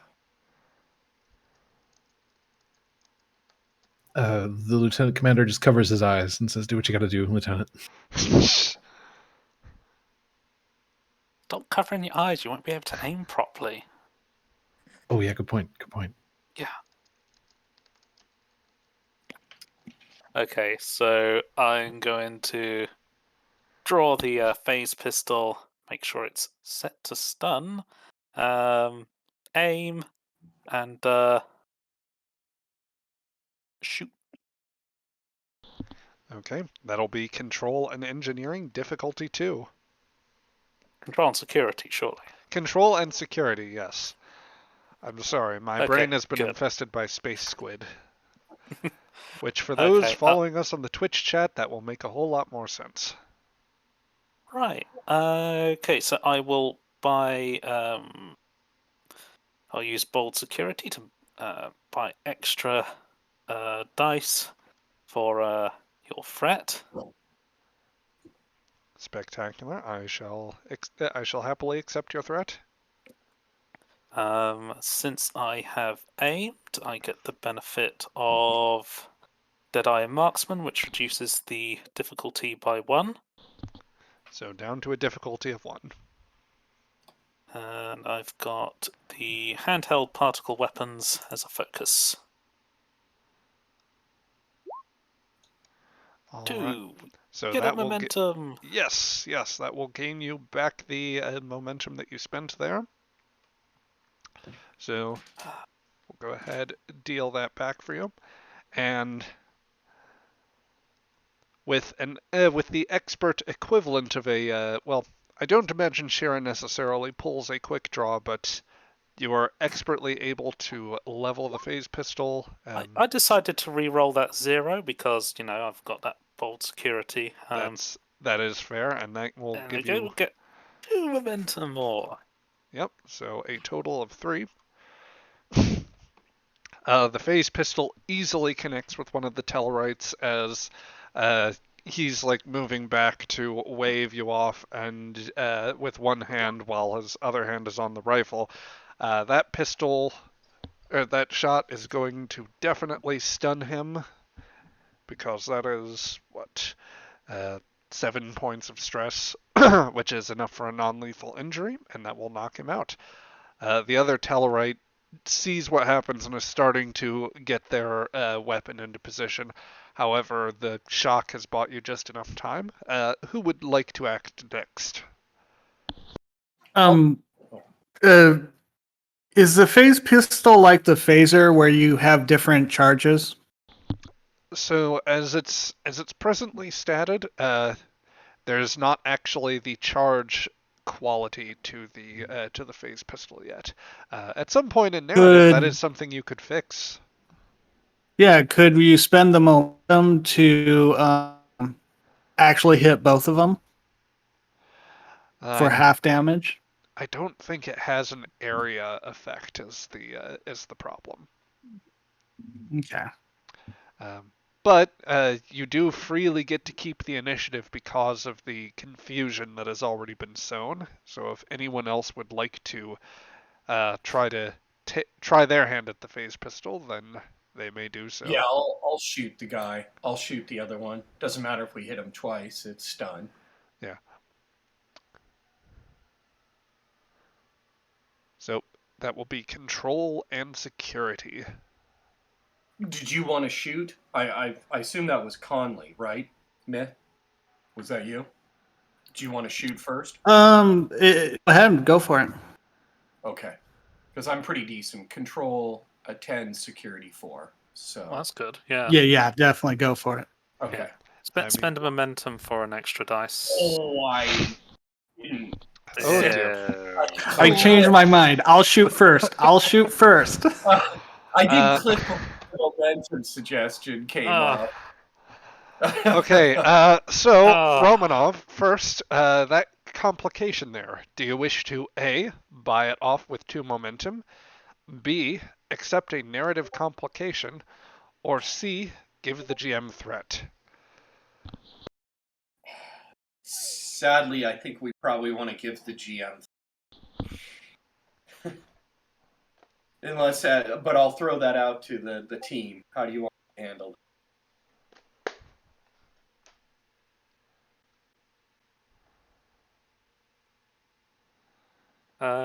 Yeah, I think It's a good giving question. GM threat's probably the way to go. Yeah, I would do threat. Sorry about that. All my Vegas rolls were for that analysis. Guys, Yep. why I don't go to Vegas. So the GM will take 2 threat for that complication. You wound up giving Ensign Conley's quick draw a try. You did not lose your phase pistol at the very least, but you found it was not actually good for aiming. So when you raise the phase pistol, you actually fire just a little too high, and it immediately whizzes right over the Tellarite's head. He takes that rather personally, and he is going to level his weapon in your direction first. Okay. So he's Just drop to the ground, if that helps. I'll give you the minor. I will allow you to take a minor action to fall prone, and that might give you a little bit of advantage here. Could like I interrupt by spending 2 momentum to get ahead in the initiative, whatever it's called?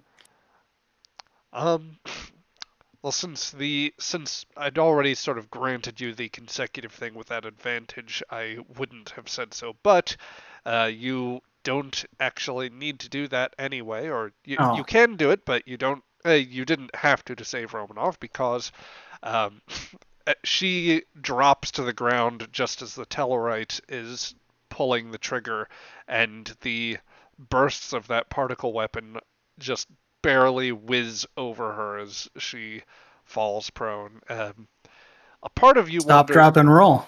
Stop, drop, and roll, man. I would go so far as to say that some of your instincts with Susman are coming into play here, Romanov. Oh yeah, for sure. Yeah, it's like a drop and roll. Yeah, drop and roll. Yep. Yes. So yeah, now the initiative goes back to you. The Tellarite is the Tellarite's already leveled to take 1 shot in your direction. Who would like to go next? I can attempt it. All I right. mean, you could always try hand-to-hand combat if you want. If you think that might be resulting better than shooting. Yeah, I'll. I think. I mean, definitely, I'm gonna have to shoot. Can I suggest How many meters? declaring that you aim? Yeah, definitely. Because that aim minor action allows you to re-roll a dice, I think. I mean, I'm assuming I'm going to have to draw first. Does that have any kind of? Is that an action? I will allow you to say that as you're getting out of the van, you would have had easy access to your phase pistol. In most cases, I do think that is actually a momentum, or rather, that is a minor action, and that you'd have to spend an additional momentum in order to do that. But GM being generous here, you probably were ready to draw as soon as the intention for combat was declared. Okay. Alrighty. Could I use a focus of composure?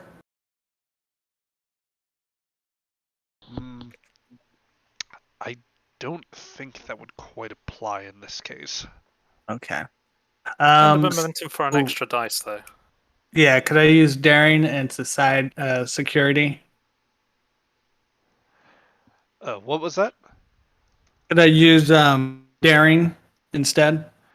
No, I would have to say control for Okay. for an energy weapon attack, or for a ranged attack rather.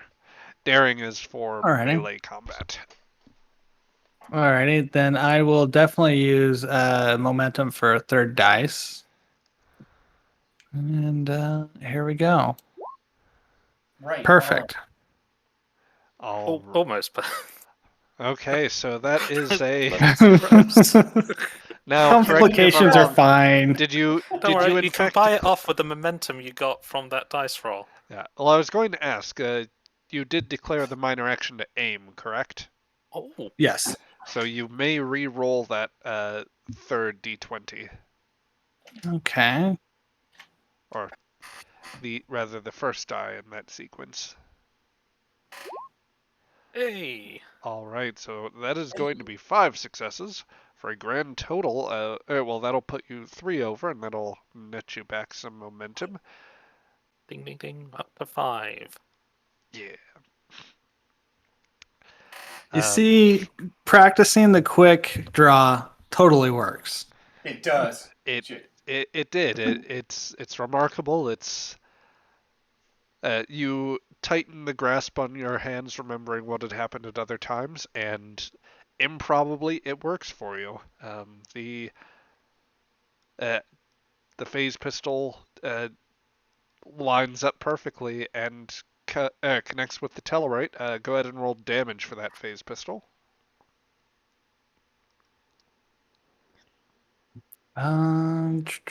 Should be bottom left of your character sheet. There we go.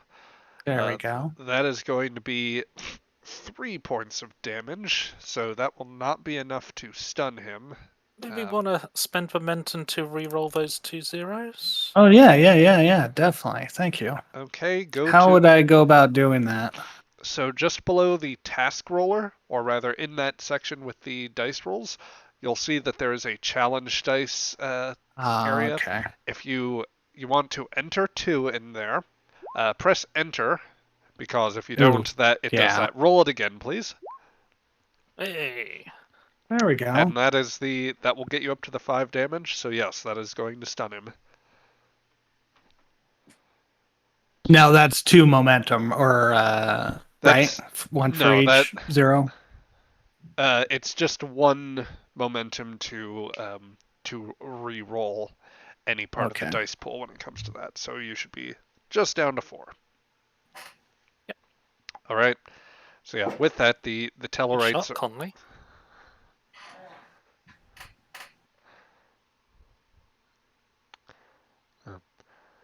The second Tellarite falls to the ground, rifle clattering in front of him. Romanov, you're able to get up safely, and Patel, you can remove your hands from your eyes. Is it over? Is it over? It's over. No, I'm not quite that shaken about it, but he is definitely shaken. He's never been in a firefight before. I can't believe that worked. 2 down. Let's keep moving. She'll look over at him and go, concentrate on your breathing. All good. Doctor, can you make sure we didn't kill those guys on accident? Just check their vitals. I'm heading straight for that entry door. Yeah, head into the door while the doc checks them. Yeah, you go on ahead. Oh, of course. I'll check these guys, and if we have maybe almost killed one of them, I'll try to make sure. They'll be fine. Don't actually kill them. Big bearded morons. They'll be fine. I mean, I'm not sure I could kill them if I tried, but should we pull them inside? Yeah, absolutely. Let's make sure the entrance is clear first, and then. Yeah. Yep. So, Doctor, I will say whether by I presume, would you be going off scanner, or would you be trying to find a pulse here? probably don't know enough about Tellarites to feel comfortable getting a pulse. So just gonna use scanner. All right. So With that, you would quickly see that their life signs are stable. They've been stunned, and it's not terribly fun for them, but they are indeed still alive. So Do their uniforms have helmets? they do. Could we wear them and they wouldn't know we were Tellarite underneath it? I mean, their outfits definitely don't conform to yours otherwise. So, like, they all have the same sort of style of black outfit that has kind of uh, the reddish paneling around the squares. Yeah, reddish, roughly square panels. Some maybe a bit more rectangular. If you were just poking your head around a corner, they might say, "Oh, that's kind of odd." I don't think any of us are fluffy enough to fit into a Tellarite uniform, probably. Probably. It was worth an ask. Yep. Yeah. They girthy. Yes. There. Taking their disguises would be just a little more time consuming than is probably optimal for you. We got to keep moving. Yep. So you Speed is key. yeah. Speed is cool. So as I recall, it was Romanov and Eula and Romanov breaching. Yeah. I'm looking at the door in case it needs to be overcome with engineering or something. Okay. Um, there does seem to be a like coded panel there. Or rather like some sort of key card system. For her part, Osman is going to pop out of the van real quick. Oh, worth a try here. Let's see, does this do it? And she's just going to give a quick difficulty 2 roll. Damn it, it's not it. Can I assist her? Can I assist her and try to fake it? Like she's run the card through, and I want to try to fake the sensor out, or convince the I'll pad that it's I'll valid. let you roll a daring and engineering to try and overwhelm it. Okay. I don't have any security focuses, so it's just straight up. How much momentum do we have? Do you want me to Well, spend on? assisting you only have a single d20. Oh, that's right. That's right. It's assisting. Okay. Um, okay, here we go. All right, One success. That's going to be just enough to tweak it as she runs it through a couple more times, and there is a click as the door opens. Okay, that's me. That's what I can do to assist. That's what I'm doing. Get I out of am. here. Get out of here now. Go. Go. Yep, This yep, is yep. not going to be. Get to safety. You don't need to Thanks tell for me your help. twice. Yep. And with that, Osman is going to run back and try to give you just rev up the van and start moving as you begin to breach.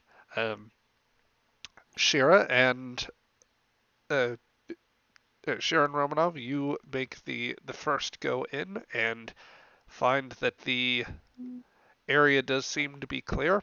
Um, it has a very small sort of. The doors are large to let you in, but it's basically kind of a staging area that you initially find yourselves in.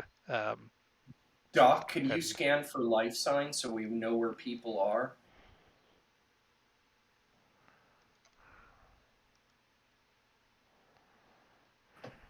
Oh, right. I can give it a shot. Don't know how.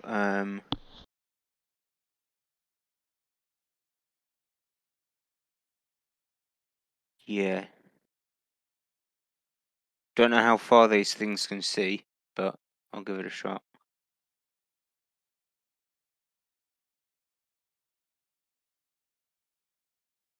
all right, that will Yeah. be I would say I will say reason and science for that role.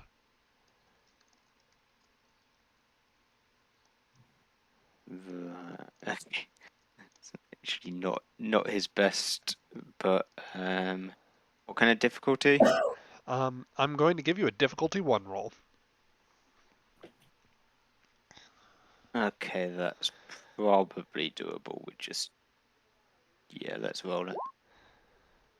Right on, Doc. All right. Nice. Excellent. Going to zoom So out for that gets us momentum. Up to 5 again.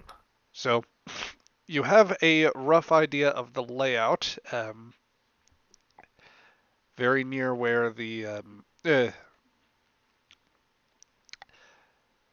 have a rough idea of the layout of this area, and based on the schematics, I'm going to say that you have a sense as well of where the like sort of the exit point with the elevator is located.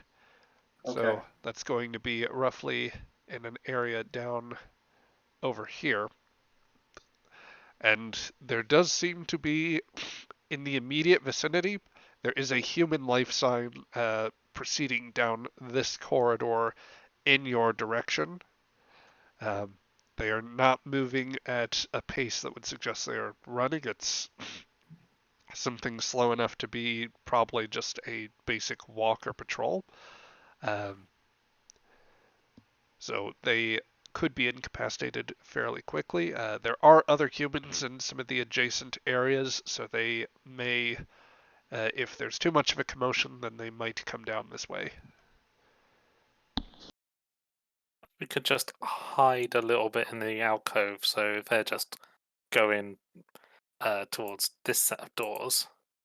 They might not look in our direction. So we will just shuffle back.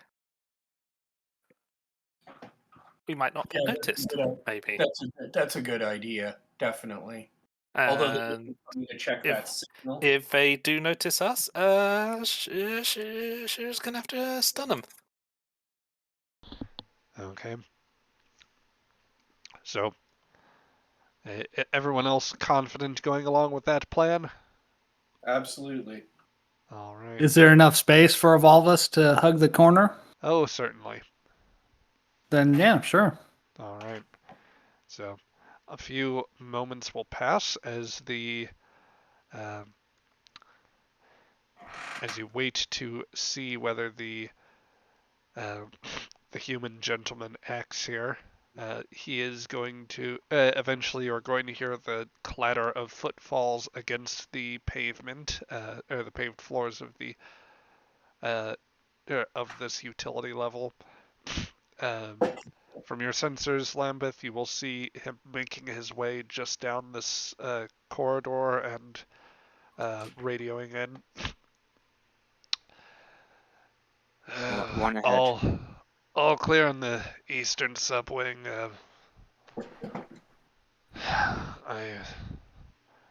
Oh no, yeah, not hearing anything here.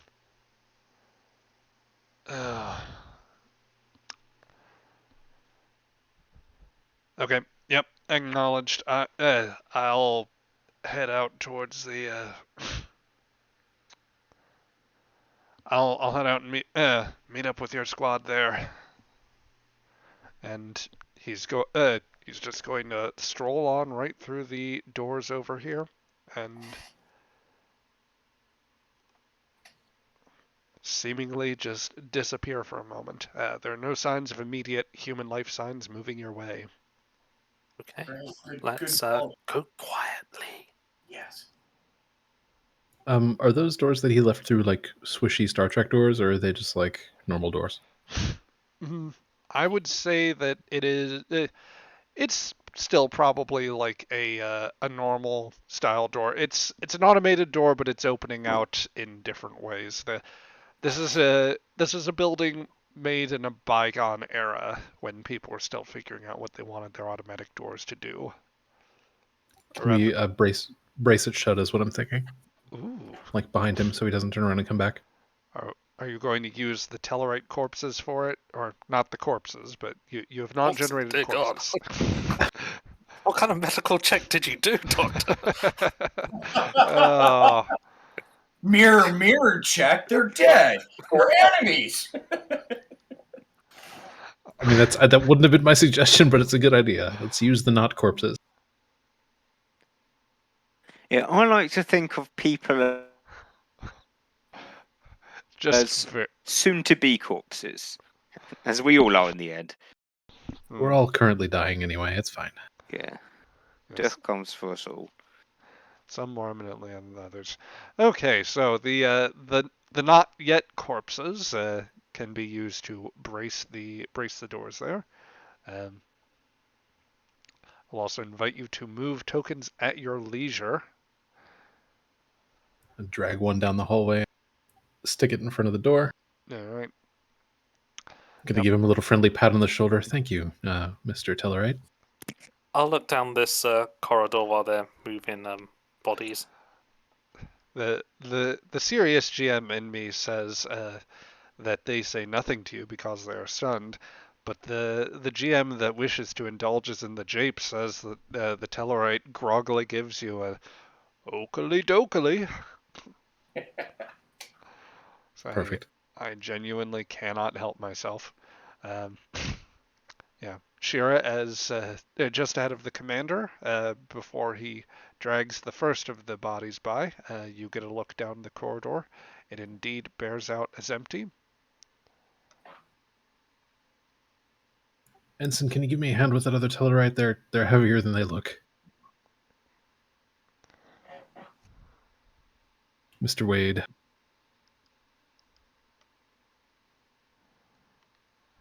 Is AFK. Quite possibly, but he has not said anything to What's that. that? Oh, Can you drag the other Tellarite over here to brace this door? Of course. Add him here to the pile. Talking about this door.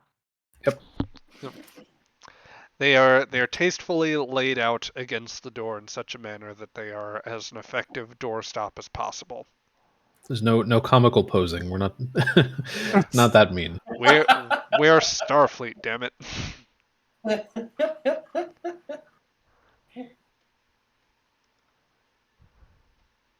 All right. Alrighty. So, So please tell me that the direction we have to go in is not through the double doors we just spent time stacking up. it is Tellarites against. It is not. It is sort of bottom right of the map area. So you have one more corridor to make your way down. Okay, so I'll signal for Romanov to check the right side or left. I guess left as we look at it on the map, but I guess it would be the right side as we walk down it. And Right. You want me here, right? yeah, so as we go down, Shira's gonna go here, and Romanov can go next to her. Yep. That works. Yep. Okay. And then peer around the corner of the next corridor.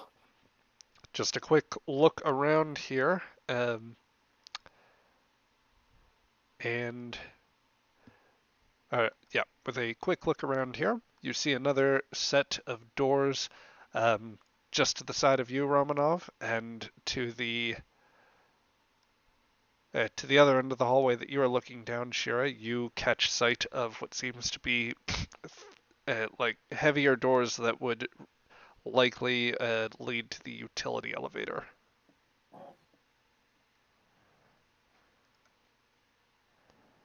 Okay, looks clear. Looks clear. Do I think I could do something to make these doors a little jammed? Maybe you could phaser the lock-in mechanism. Sorry, Yeah. you phase in the lock, whatever it's called. Phase pistol the lock-in mechanism. Yeah. The captain, lying in his hospital bed, grumbles, "Why don't we just call them phasers?" It's a noun. It's a verb. It's so useful.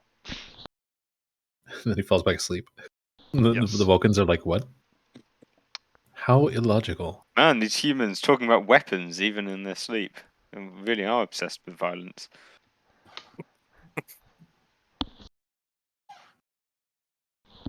Yes. Humans frighten Vulcans quite considerably. What do you want me to roll to try to seal that door? I will say it is control and security, and I'm going to drop one threat to increase your complication range by one. Okay. Now Dr. Lambert, it looks like he made a roll too. Was that to scan down here? Do we know what's on the other side of those doors? There are people like relatively close by. Oh crap! Like, I'll just look back. You're how many roughly? I would Like say half a dozen, or at least three are near the set of doors, but they're not like right by them. They're just vaguely in the proximity of them. okay, right. There's 3 up ahead, but I don't know if they're guards or something else. We don't know. It could alert people if I seal the door. Okay, then let's just go to the elevator then. I agree. Okay. Go to the elevator. Is the elevator in down here, or do we have to push the button? You do have to push a button, and GM is also reclaiming his threat since the task did not occur. Okay. Deke. Yep. Push the button. They very slight I'll, weight. I'll have the phaser aimed at the door of the elevator. Yep. Phase will. Yeah, I'll pistol watch our aimed at the door back. of the elevator. Yeah, I've got mine out. I'm doing the same thing right next door. The door remains conspicuously rather the elevator when it comes down and opens it is an empty, very simple utility style elevator, so it is easy enough to Any sign of a security camera in the elevator? Yeah, make sure any security cameras are disabled as we step in. It would make sense for there to be one as you bring it up. But it is something that you could conceivably disable or jam. Question is how you're going about it. I So you want can to. make it look like a technical fault. Yeah. So I'm going to step in such a way that if I am caught or visually seen, it's only for a second, if possible. As little, and then I'm going to give it a technical problem. Okay, you do your best to minimize your profile and let's see here. Are you attempting to like hardwire or like pull out a panel and try to do something with the infrastructure itself, or are you just trying to use like your the hand tool that you have to disrupt it in some way, or the scanner essentially? Whichever I think they would have a harder time spotting. I don't want, less suspicion is the best. So if I think that means popping off the panel and like pulling the RAM out so that it can't memorize, footage effectively to pass it on to a server, then I do something like that. Okay, so the manual option, let's say, would require. Oh God, this is dirty. I have another dirty question. Do I think I could hook up my pad and put it on a loop like it's an empty elevator? Grab the few minutes of shot just before we stepped in and put that on a loop. I think that's manageable. Think here that's going to simplify things. I will just ask you to roll one more daring and engineering roll because that's you are both in combination trying to break through the panel and quickly secure that bit of information before the guards can take notice. Okay, and I'd like to use my computer's focus because I'm using the data that's already in there. I will grant you that. I will also say, for this task, I'm only going to assign a difficulty of 2. Okay. Spend a momentum for an extra die. Okay, doing that. So this is 3 dice. And I'm rolling now. Oh my god. Oh, I told you guys. This is why Oh wow! I rolled. Yikes. I set my determination. I'm not familiar with this old colonial stuff. She's kind of like, this old colonial crap. Wow. Well, so Do you have something like what's it called? Cautious engineering or something? Yeah, let me take a look. God, I have a lot of. Yes, I do have cautious engineering, and I Oh have. my God. So I have cautious You engineering. can right? re-roll one of those dice, I think. Okay. So I'm just rolling one die, correct? correct. Okay, so I'm bringing it down to one die, and it's the same thing. So there we go. And it's daring engineering. Yes, one. Well, that is one success. You may at least you can opt to succeed at cost in order to get the rest of the way there. Or if you would like somebody to assist, then they may do so with the daring and engineering roll as well. That's a group call. I can try a daring and engineering. I've got a 14 in that, so that's not too bad. All right.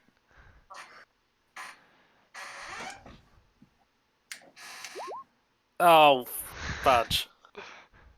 Yikes. Oh, this is Perfect. contagious. Can we just shoot the camera? Threat. We add to threat. Oh. And, Narrative or threat, Craig? And succeed at a cost. Or did you want to buy it off? Oh, um, let's see. How much would it cost to buy it off? That would be 2 momentum. And how much fret would you get from it? I'd be taking 2 from this. Let's give you fret. I'll take it. Tasty, tasty threat. As far as the task goes, would you like to succeed at cost at the risk of either accepting a complication or giving the GM even more threat?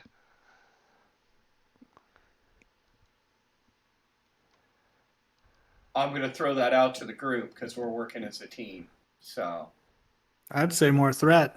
I'd say more threat too. It's Yep. not going to be pretty, but at least we're getting in quietly.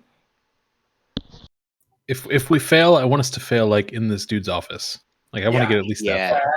Exactly. That was my thinking too. So I vote for, give them threat. Fair enough. Succeed. Okay. So then the GM will accept the threat, and you will be able to get into the elevator unnoticed. Just We like did a good job at handling that camera. Yeah. They just- I don't know how long that'll hold. Oh, She just rips the camera out of the wall. 5 dice with a 70% chance of success. Only rolled 1. Well, it's But roll 20's rollers are very fair. I've read what they do to get their rolls, and they're pretty fair. It's not a standard die roll. It's actually pretty good. So it does give. Oh yeah, I'm happy with roll 20's dice thing. Just sometimes the dice love you, and other times They don't love you, and today we are not loved. I think the dice just want us to have a good, challenging time. That's right. so it would seem. And the elevator is going to take you up just a few levels to the site in the eastern wing where the discussion is taking place. Rather more accurately, it takes you to a hallway that is just outside the entrance to what you would know as. I'll go ahead and move the map over for you. And make sure that you can see plenty of this, or at least the outlines here. there's vaguely what you know to be a very good-sized, essentially a very good-sized, like sort of antechamber of sorts, which Romanov you would know is kind of meant to showcase a little bit of like local colonial art, a few pieces referencing Earth and like the efforts since first contact, all of that nice stuff. Let me see here. So yes, this large building here would be the antechamber essentially. You know vaguely that there are some side offices in this area. Your main approach here is going to be into this main, like there's a meeting room supposedly in that area that you would be going for. And you are essentially just, you are outside and around the corner from the entrance here. Okay.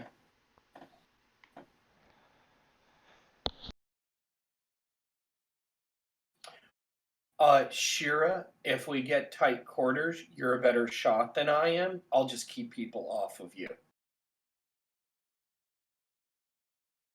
Yep. Okay. So let's peer around corner number 1. Okay, See what's so there.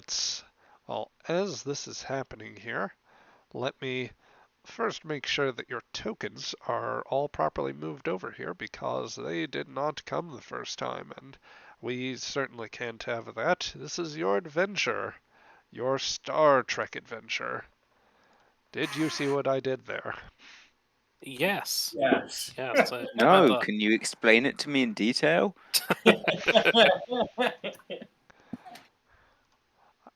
I will do exactly that. We'll be here for another hour. No, no, let me just find the correct map. Okay, so vaguely we have everybody generally hereabouts. The dimensions are maybe very slightly off, but Shira, as you are peering around the corner, you tell you what, give me an insight and security roll. And this time I am spending 3 threat to increase your complication range to 3. Oof. Okay. Complication roll to 3. Would survival count as a focus? I don't think it would work quite that No. well. Okay. I'll give it to you in this case, No, actually. all right. Okay. Cool. I'll help you and give you a threat back and use bold security to find myself an extra dice. Spectacular. Okay, insight security. I'm gonna re-roll that 0 there. Okay. Ah, Wow. better. But what difficulty was that, by the way? I completely forgot to. Yeah, and I admit the GM has not been so great at that, so I will say this was this would have been difficulty 3 for the maximum level of success, which you Oh, easily clear. that means we've overmaxed our momentum, I think. You no, wait, we got. you Sorry, did you refilled say your difficulty 3? yes. Yep. Sorry, brain. So you do max it I'm out, sorry, I though. stepped away for a minute. I didn't hear that last part. The let's see.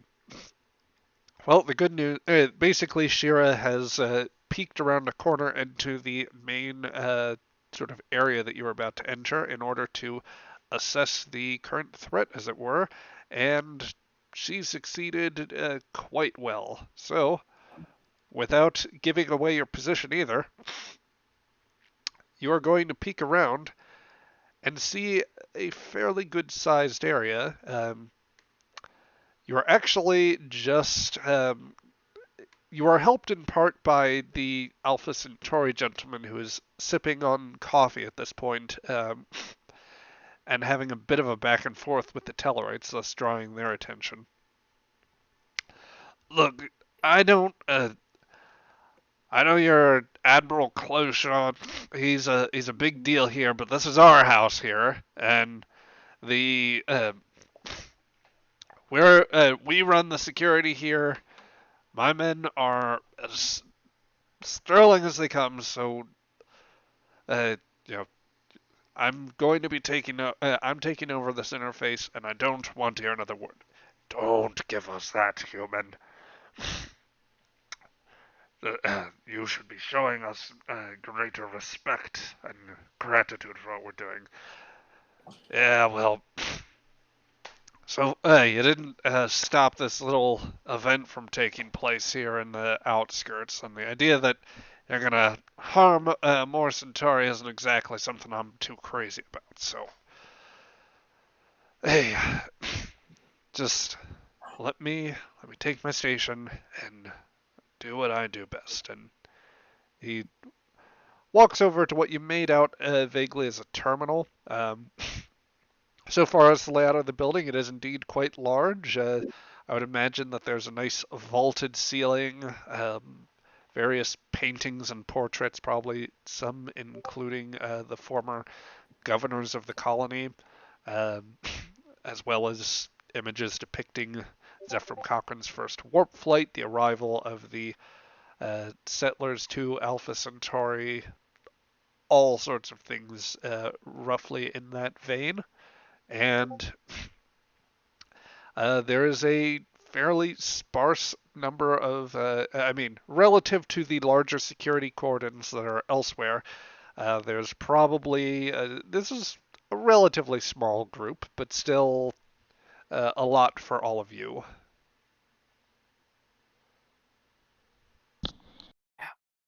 Is there like a fire alarm we can pull or something?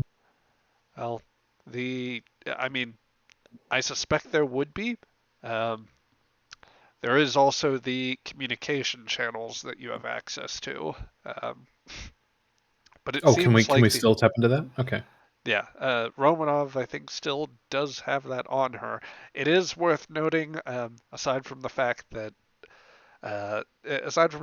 Brian is having a rough set of rolls here, that the primary point of egress would be basically go right to where you are.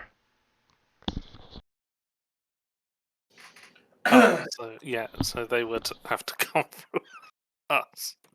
Oh, Hmm. good. Okay, so Do we know what any of these other rooms are? Like, which room was our ultimate goal again? Do we know? Is So it the far one as you know, at the the end there? primary meeting room is over in this end here. Let's have Lambert, Doctor, if you could scan again, just so we make sure we don't have anybody on our 6 that's gonna be able to come out fast behind us as we're trying to ingress. Yeah, I'll keep an eye on R6. Okay. isn't just an elevator? There's I was probably thinking. also a longer corridor that would Okay, link to alright. other parts of the building. Okay. Do you guys want me to roll a calm distraction?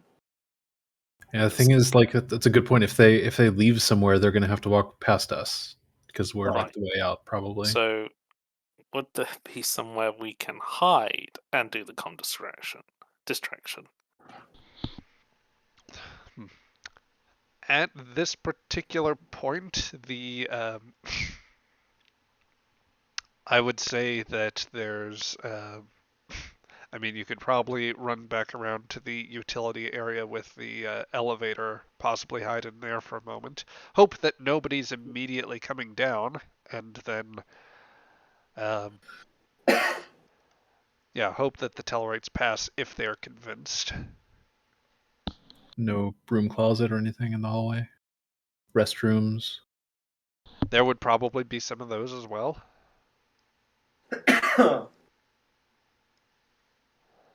We could use the restrooms. Just we want to scan them to make sure. Well, to know if there's anybody in there.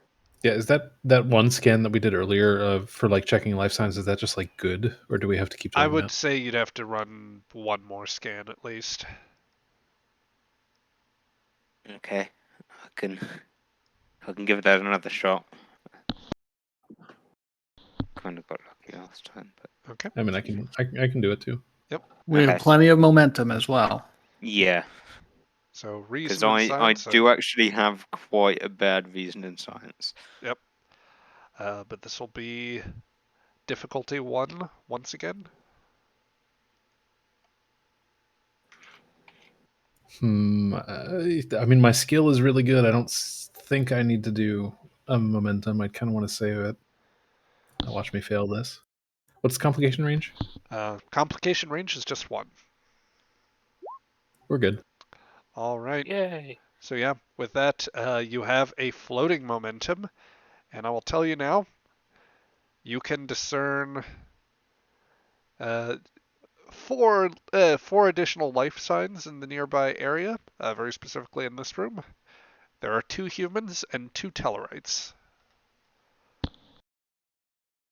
And nobody in the bathrooms. The bathrooms nearby do seem to be empty. It is very early in the day on Alpha Centauri, as you are all undoubtedly feeling at this point, since you've been up for a good stretch of time, and what people are active are distracted at the moment. Okay. So my thinking here is we go hide in the restrooms. We trip the comm program or whatever. Right. Maybe even have them like go to the west wing of the building or something because we came in from the east. Right. And then hopefully that room will clear out. And then we Okay. can get in the conference room, lock the door behind us, and negotiate. There we go. So that would be daring and engineering.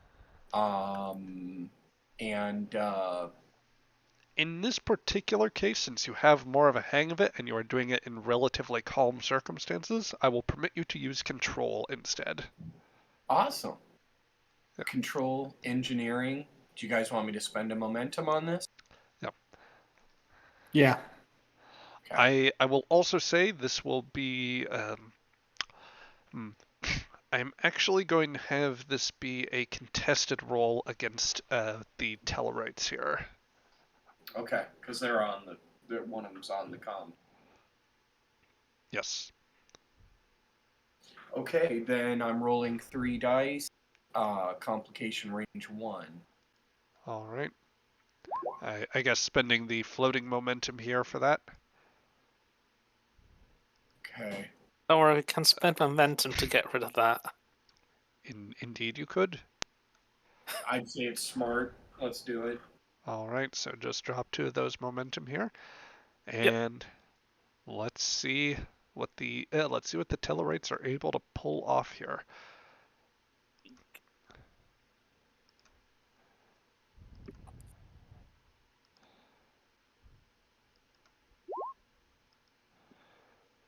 So not enough. So you're going to get the momentum back from your advantage.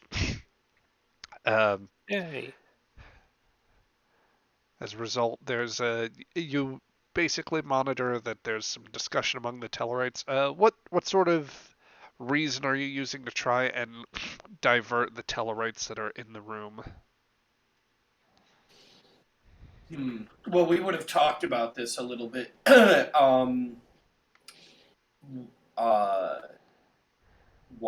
Send him to the West Wing. What do you guys think?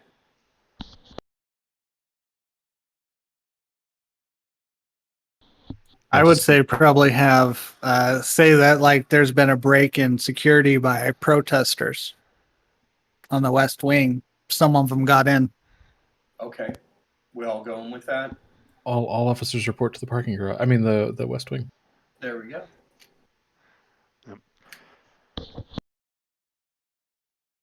Okay. There's a brief discussion on the comm chatter here. The Tellarites in the outer layered defenses seem a bit confused by the notion, and some indeed are moving to respond. A couple of the Tellarites that are just sort of a little more idly by at the moment in the room, based on the life sign scan you were getting. They are going to move around, but the two Tellarites that are otherwise in the vicinity that are on the edges of the door are going to remain in place, as are the Centauri militia. I will make one clarifying point here. There are like pillars in the room kind of reaching up to the ceiling. Those can be used as cover should you be able to get behind them. But yes, a couple minutes pass as the other Tellarites pass you by. So you have evened the odds a little bit more. Just for a quick check, is everybody okay with going for just like maybe another half hour or so? I know it is getting late for some, but we did start a little bit later, and this could wrap things up here. Fine with me. I'm happy to go. Keep going. Keep going, yeah. Spectacular. Yeah, I'm got gonna, about half an hour. yeah, I'm gonna step to the restroom for a minute. Okay. Well, Romanov can go last then. So the odds are as set as they're set as they're going to be there for you.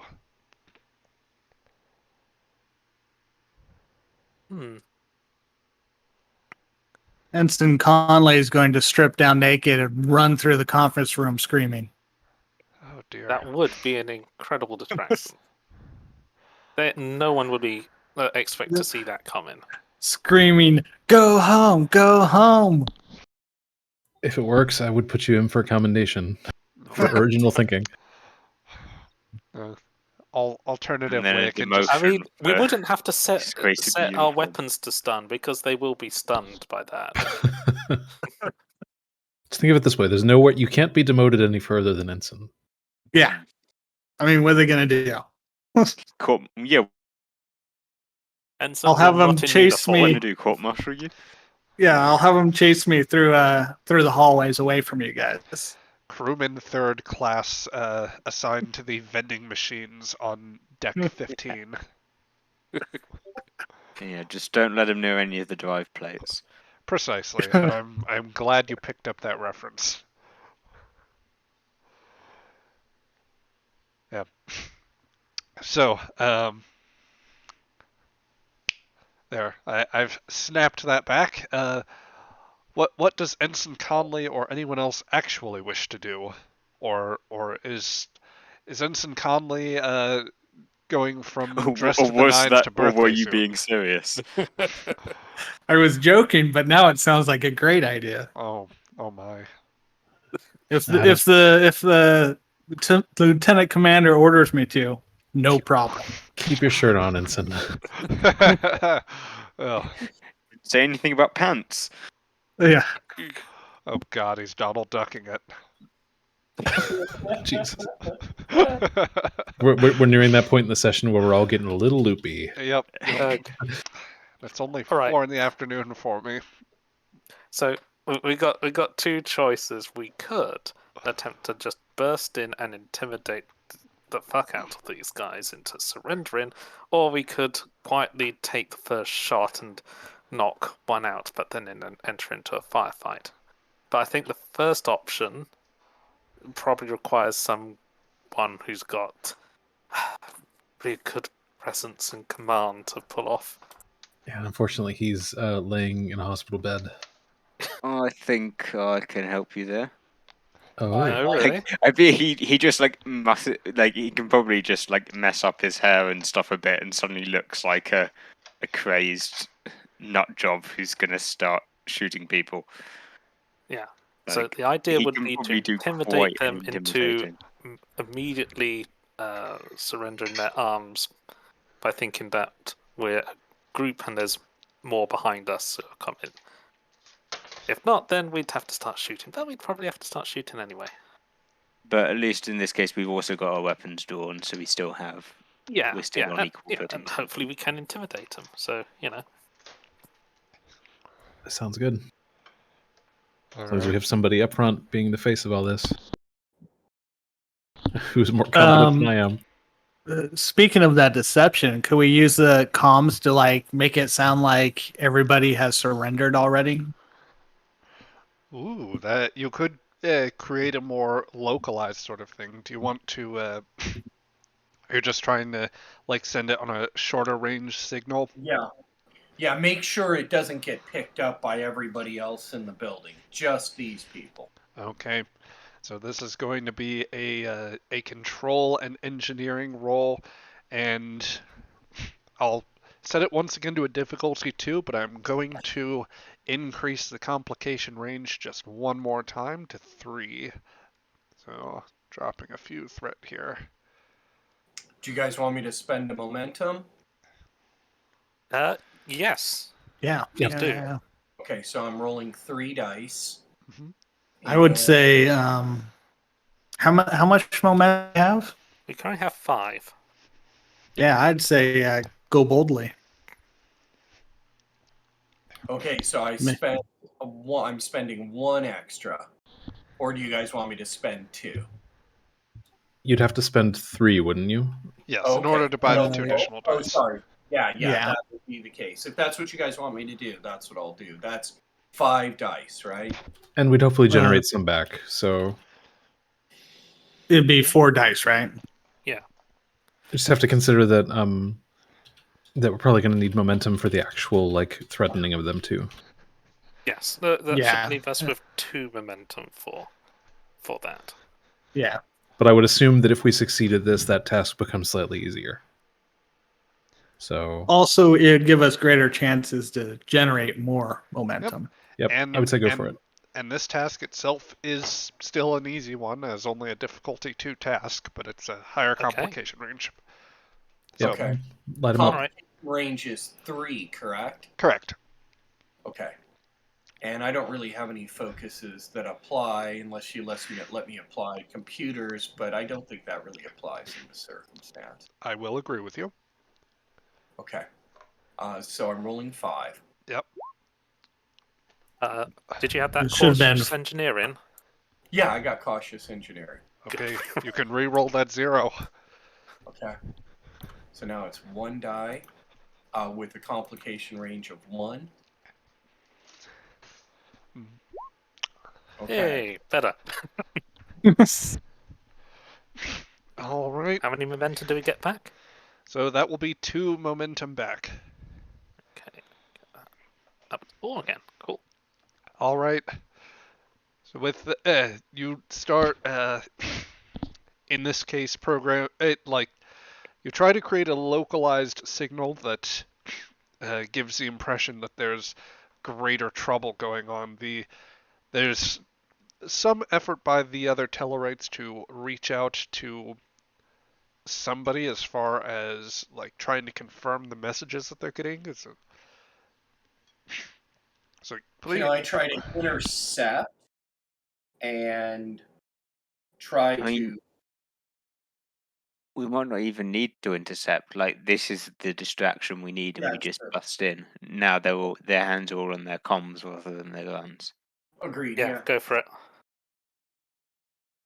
Yeah, you can Alright. take the opportunity to act now. Yep. All right. We'll take point. Bust through. Well, actually, probably better if someone else tries kicking in the door because he's not the strongest. But he'll. Shall just- I kick in the door? Yeah, that's probably best. And then he'll. Yeah. Just rush in, phase pistol in hand. I assume we all are rushing in behind you, right? It's Yeah. not just you. Yeah. Right. Hands. Standard like hands up or hands up, guns down. Drop your weapons. Don't test Nope. me. We got you surrounded. Hmm. Let's see how that does. I think that I'm thinking very hard on exactly how to do that. How to do this here. With your best and most stirring, like crazy man impression, give me Yeah. a. Or like I don't know necessarily how like full on crazy, but definitely like ruffian kind of thuggish. Give me daring vibe. and security to intimidate, please. Okay. Do Probably worth dropping momentum or something as well. Mhm. Yeah, for sure. And Could it goes without you saying that. Oh, go ahead there, Connor. since we're all going in with weapons, could we use that as like an assist of intimidation? I will allow at least one of you to assist with presence and Probably, security. Maybe Reba. yeah. Yeah. Okay, I'll do the assist. Right. And were you saying daring security or presence security? So for you, it's going to be. I think I'd originally said daring, but I think daring and command actually was what I was going for Daring with command. Lambeth. Okay. Um, That's same as daring security. Would persuasion or composure work as focuses? Intimidation, I feel, is slightly different, but Yeah. persuasion kind of does match. We're just persuading them Okay. very aggressively. Yeah.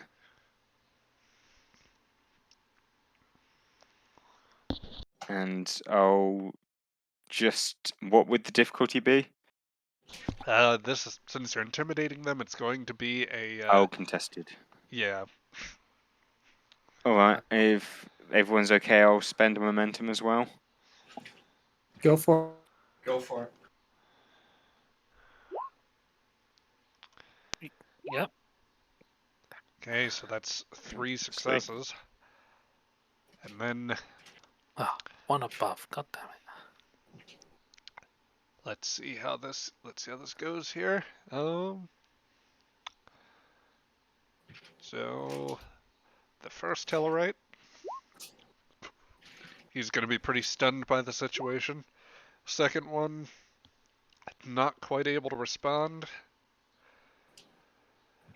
I will actually let that second one succeed at cost, insofar as he is hit the complication that will affect him is that he stumbles with his weapon, and he's going to be slow enough that you will get the first go on him. The militiaman sitting at the table is going to succeed and just hunch behind his table, preparing to ready his weapon. The two that are near the end are going to be very shocked and just fall back toward, through a door here. So, say the one at the top is immediately puzzled and kind of has he's unable to react before you do anything. This one is a bit confused and concerned, and then this guy here is readying to engage with you, realizing that something has gone horribly wrong. So it's the human who's going for his weapon, right? Yep. Okay. I'll aim and stun him. Okay. Control and security. Base difficulty 2. Okay. With the aim, that goes down to difficulty 1. I'll do bold security to get an extra dice. Okay. So you get a threat.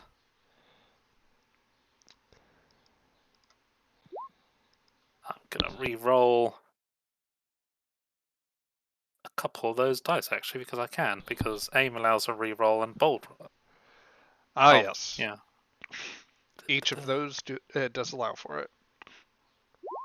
There we go. 5. All right. So, yeesh, with that, yeah, that's going to be 4 successes. So your momentum pool is topped off. You have 1 floating momentum. Roll damage for that phase pistol.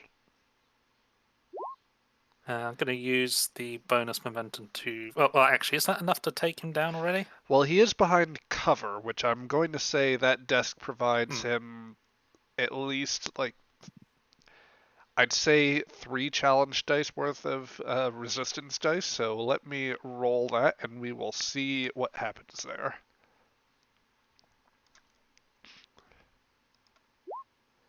So he resists by 2 points. That will be just shy. You'd be doing just shy of the damage you need in order All right, to stun. I'll use the floating momentum to re-roll those 3. And No, that's 34. I don't want to roll 34 of them. I mean, okay. I'm sure you would love to roll 34, but okay, that will give you a total of 6 points there, which is enough to stun him. So he tries to take cover, but you manage to just land a grazing shot kind of underneath the desk, which connects with his knee, and he goes down, not anticipating that particular stun. I'm going to just snarl at the rest of the room to put their weapons down now. The Yeah, other none of the rest of you try nothing, or the next one won't be on stun. The other Tellarite that was near the guy at the desk is still trying to get his rifle into position, so I'm going to allow you to keep the initiative for free. The other one is going to drop his rifle.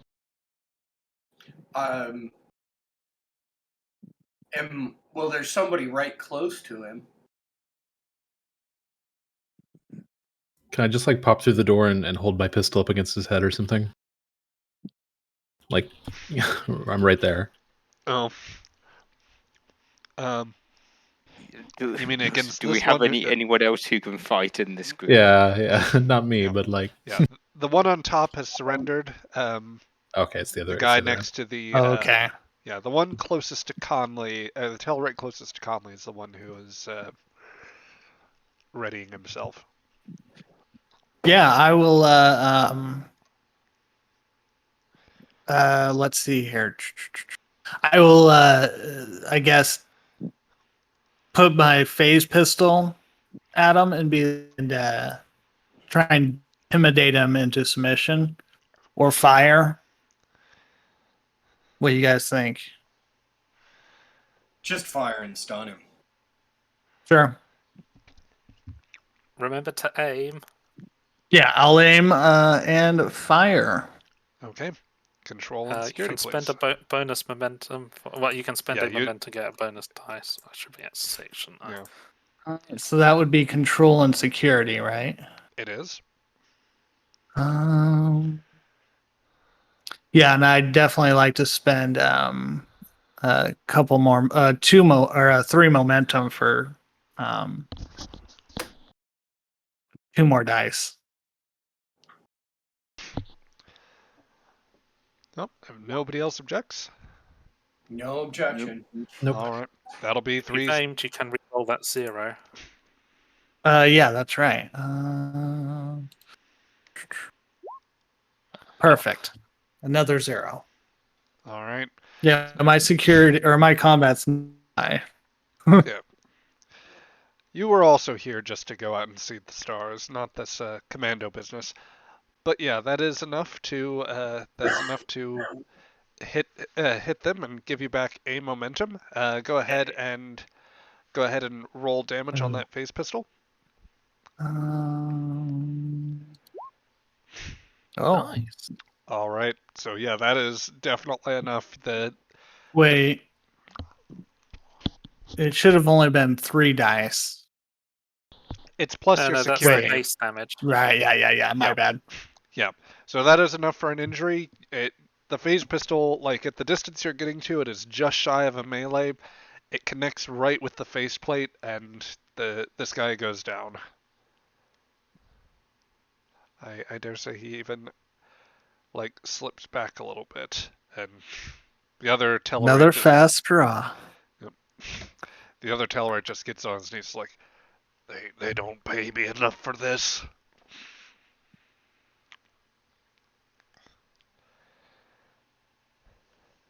Well, Wait, at you least get we've paid? got one smart fellow in here. And there's still the 2 others who ran away. Yeah. Well, They're on the other side of. They're in that hallway, that back room. Let's So, let's move. take the make sure the weapons are secure and this guy's secure. How the hell do we secure him? The doc can just sedate him. Lock him in the bathroom. Yeah, they are stunned. So that'll Well, take a while to wear off, or we can zip tie them. One of them isn't stunned. Oh, okay. Meanwhile, Shira's going to be paying attention Yeah, to and stack up on this door here. Yeah, I'm gonna move over there opposite to you. yeah, I also get the feeling it might take quite a lot of sedatives to knock out one of these Tellarites, and I'd rather keep my reserves. Zip just tie. keep. we're not that resilient to that. You gotta set your What? sedatives modulated to me. I'll go right out like a light. Tell them you Were shot there me. always I mean- six Starfleet officers here? Because I see 6. Wait, yeah, are there 2 copies of me, of Dr. Lambert? Which one's the fake? I don't know which one to shoot. It's cloning. It's a shapeshifter. The Doctor's Lambeths. Yes, one is The John, one doctors is can Danny. handle.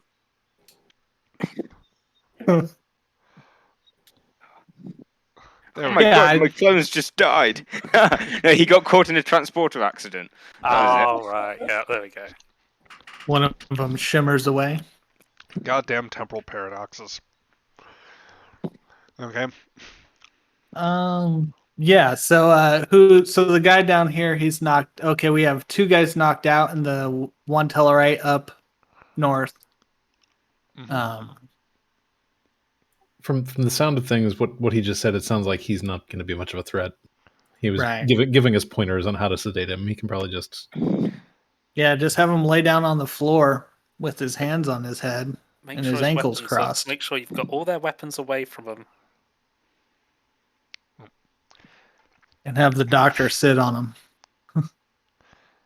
I've got a little more dignity than that. I As- think he probably As The the two- deserves a little more respect than that. The 2 other stunned bodies on top of him just to hold him down. Good idea. I'll just be right here. Yeah, I No, think he's you the might least of our get worries. along with someone I know. His name's Nath. Speaking of worries, the door bursts open and 2 more the 2 militiamen come out. EM-44s leveled out in your direction, rather the direction of the other entrance where Dr. Lambeth and Commander Patel are visible. Behind them, I would say you can make out that there's a Tellarite officer and a human in militia garb as well behind them. The older human's actually going to call out, "Whoever you are, um, we cannot allow you through this entrance. I ask you surrender now." I'm saying the same to you. We're here. We don't care about you. There's only one man we've got a problem with. The rest of you can walk out of here just fine. We ain't interested in hurting nobody, but we have done, and we will continue to do so if we don't get our way. Out of character, is it a good time you think to reveal that we're Starfleet? I'd say probably yes. Oh, okay. I can tone it down a bit then. Well, Yeah, I mean, I would say but we're also speaking for the rebels, so it's both of us. yeah, and also that the story is that everyone we have taken the compound and everyone else surrendered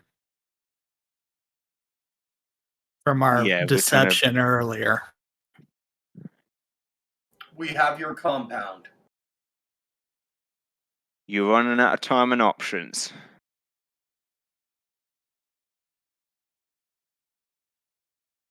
There's still a way out of this for you. There's Our a beef is not with the Tellarites. distant It's voice. just Governor Slocum. A distant voice rings out from the other room. "General, I know you will fight to the death for our cause of Alpha Centauri's independence, and I commend you for that. Slocum, will you give it a rest?" To the death, General? Slocum's not even interested in the independence. He's just interested in saving his own horrible butt from the mess he's caused. Sounds like he's using you real well, General. This one little man without the backing of his people or his government. Is he paying you General enough was an to admiral. risk dying for him? I think he's an admiral according to my notes, I think. Closhan is an admiral. There's a human militia commander here as well. Somebody that the records had alluded to previously as a General Hasaka. Oh yes, I've got the notes. Oh yeah, mentioned people in his detachment complained about payroll being late. Oh, good.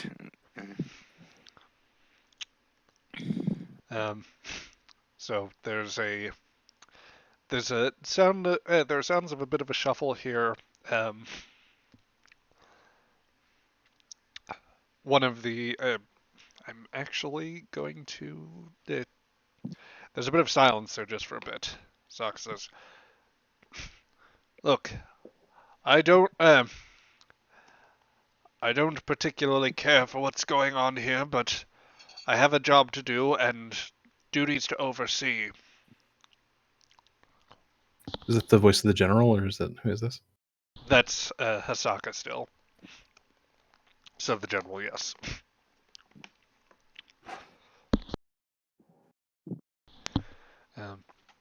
There's another Have voice. you thought about the fact that Slocum could be viewed as illegitimate? He's failing to operate the government officially. You know your men don't get paid on. Doc, could you give us a scan? Scan of what?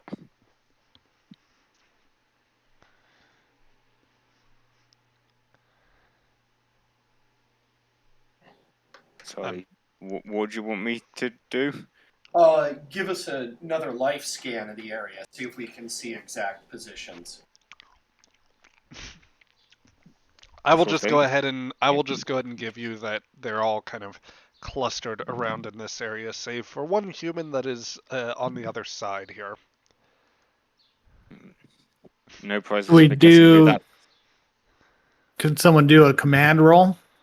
And a tested command roll to say, lay down your arms. We're the legitimate government of Alpha Centauri, and that we're here to basically declare that Tellarites are to leave the planet and Governor Slocum is under arrest. Can I do that by appealing to the militia commander's sense of reason rather than being overly present, if you get what I mean? By all means, make the argument. Do the talking thing that Star Trek is about. And then burn all the momentum doing it. Yes, you have 3 Yeah, momentum pretty you good can idea. burn for that. Yeah, yeah. Actually, let's go down the more Star Trek route of persuading this people to put down their close weapons rather quarters. than just shouting at them repeatedly until they do so. Oh yeah, this isn't going to be pretty. Close quarters.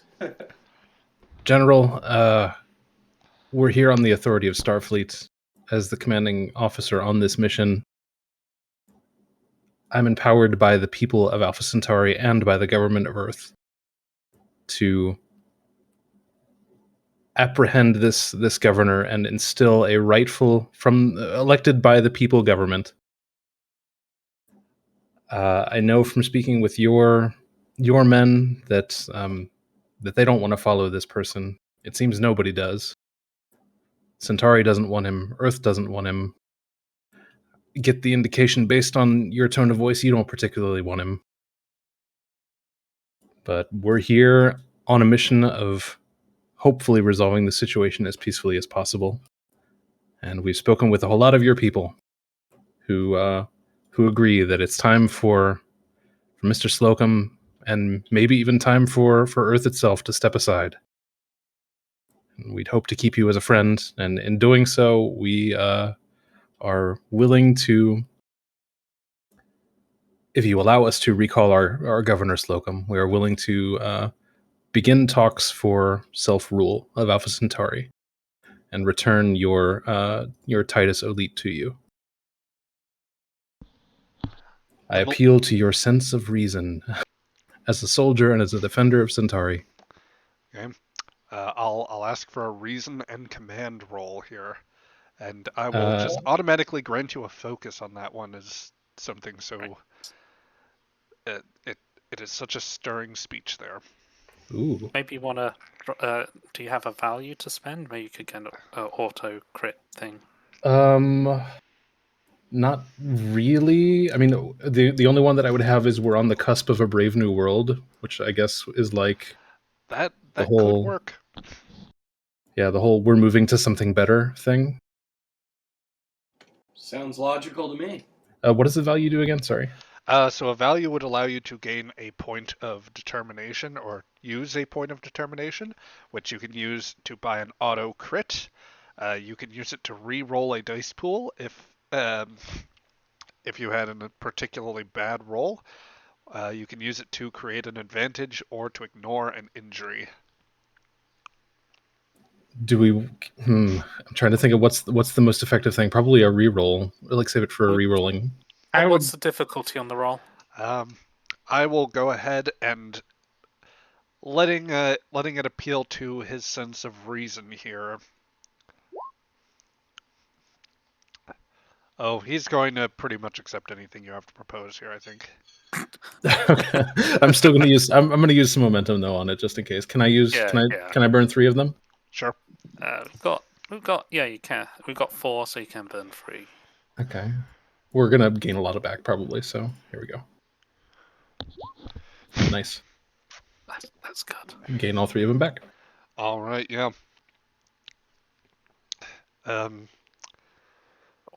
So with that, he's going to... Actually, real quick, just for narrative's sake, if I did want to tap into that value and use that determination just to get a crit, would that do anything cool for us versus just like a general, success? I mean, I would be willing to let it translate into an advantage of sorts. The advantage is that he hates Slocum, the general. You definitely don't need to buy that. Maybe that you can get through to one of the Tellarites as well. It'd be good to get through to the Admiral Clochon. One of these Tellarites looks different than the other ones. Indeed. Or 2 of them do, I guess. So yes, I will do that then. I will spend that determination for hopefully appealing to them. Okay. With that, Asaka calls out. He calls out rather to his militia. Lower weapons. We're done here. You can't be serious. I immediately order you to do this, and failing that, Clochon, I must ask for immediate political asylum in the within the United Worlds of Tellar, and whatever you people come from. This cannot end here this way. This is not the great future that was so promised, and I can't let it happen. And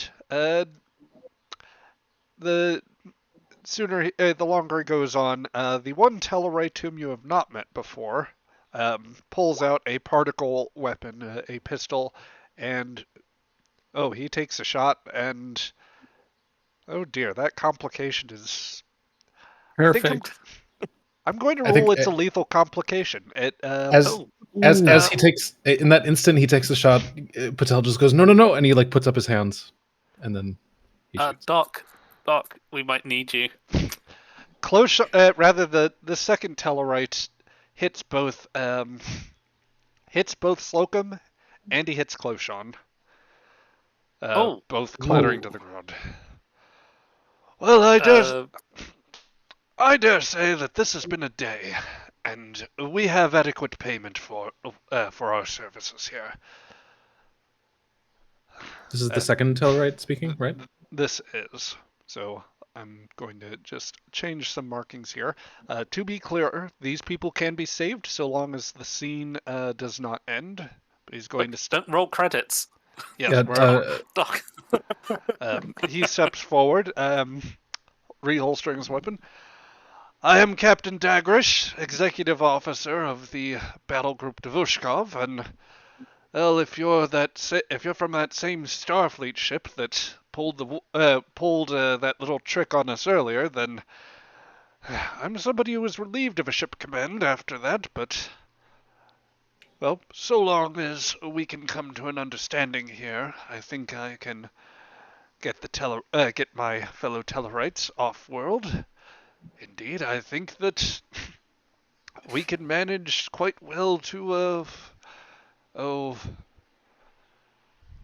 maintain a good partnership here. It seems that this Slocum individual is, well, he isn't worth necessarily holding on to, and so far as Clochon goes, he'd want to stay here until we were assured of our full payment. But I'm quite content with what we have. The less munitions we expend, the better. Before even answering this guy, Doctor, please attend to Governor Slocum quickly. Can he be saved? Both can be saved, but I'm going to rule. I think I'm going to drop 2 of my threat to say that the weapons blast was severe enough on both of them that only one can be saved in time. Is it Slocum and who? You can either save Governor Slocum or Admiral Clochon. So Clochon was basically killed by his own dude, right?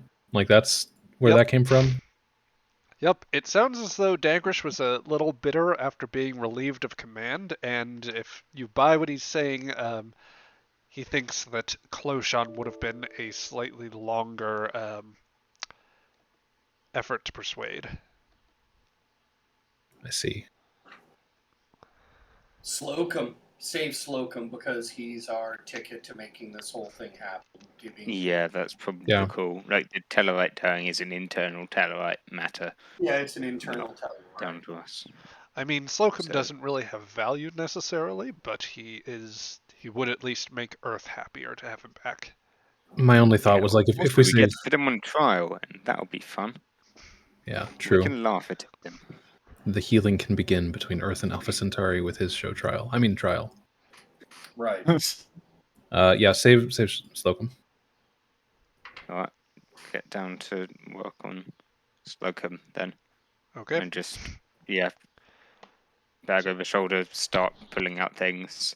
Kind of glance at the Tellarite but go after, like maybe toss some like painkillers to one of the other guys if he wants to try and save him, but just focus on Slocum. Yeah. I'm gonna go back to the other side of the room and just cover the entrance, just in case anybody's coming up. Yes. It is interesting that you bring that up because just as that is happening, there are footsteps coming down the hallway, and a quick look at a scanner will show that they are human life signs. Human life signs. 10 meters down the hallway, approaching. So I look over to Dagresh and I basically nod at what he was saying, and then I quickly, hearing the voice coming from behind me about the humans approaching, I look to General Hanaka and say, General? Stand down, whoever you are. This fight's over.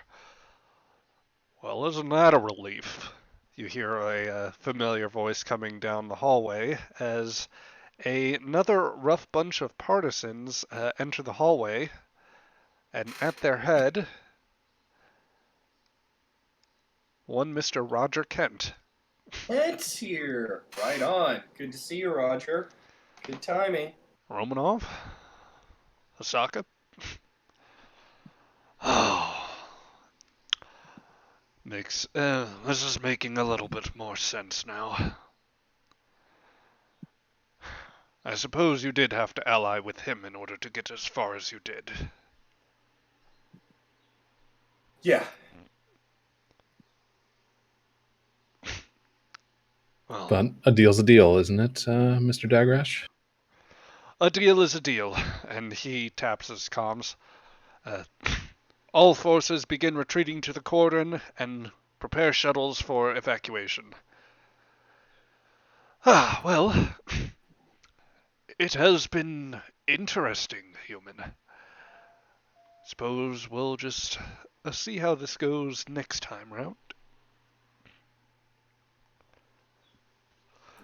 Indeed. With that, he just steps away, and as nonchalantly as he casually murdered his superior officer, Dagrish walks off. Of course, seeing to the stunned Tellarite and the other one that it was under him, is like, don't just lay there. Drag your comrade over. We need to get him back to the ship. Oh, there's 2 more downstairs too, by the way.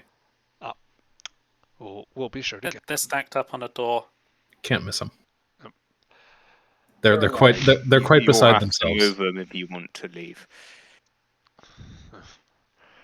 Well, as a bit of a parting bit here, Hasaka looks for a time at Kent.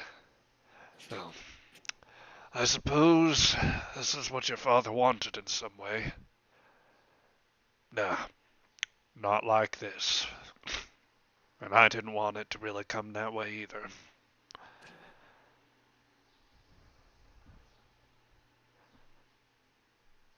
Anyone particularly picking up on the exchange?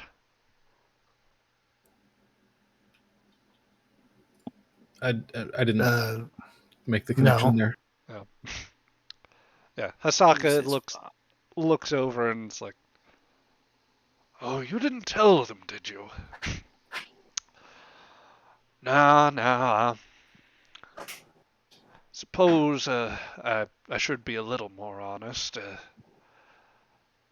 Well, the name is Roger, but it's not Kent. Kentaurus, it's kind of a clever reference going back to history a little bit. The actual name's Roger Oleat. And Everybody in the room in unison goes, "Oh." yes. It made plot twist. Well, you can call your ship back, and you can welcome them to a newly independent Alpha Centauri. So he's the son of who? He's the son of Titus Oleat, the gentleman that had first declared independence. And with all that, I think that this is as good a place to end as any. We've gone quite a bit longer than anticipated. We had a bit of a late start, so I will go ahead and cut things out here. For those of you that are that stuck with us through that, appreciate it, and hope you all have a good rest of your day.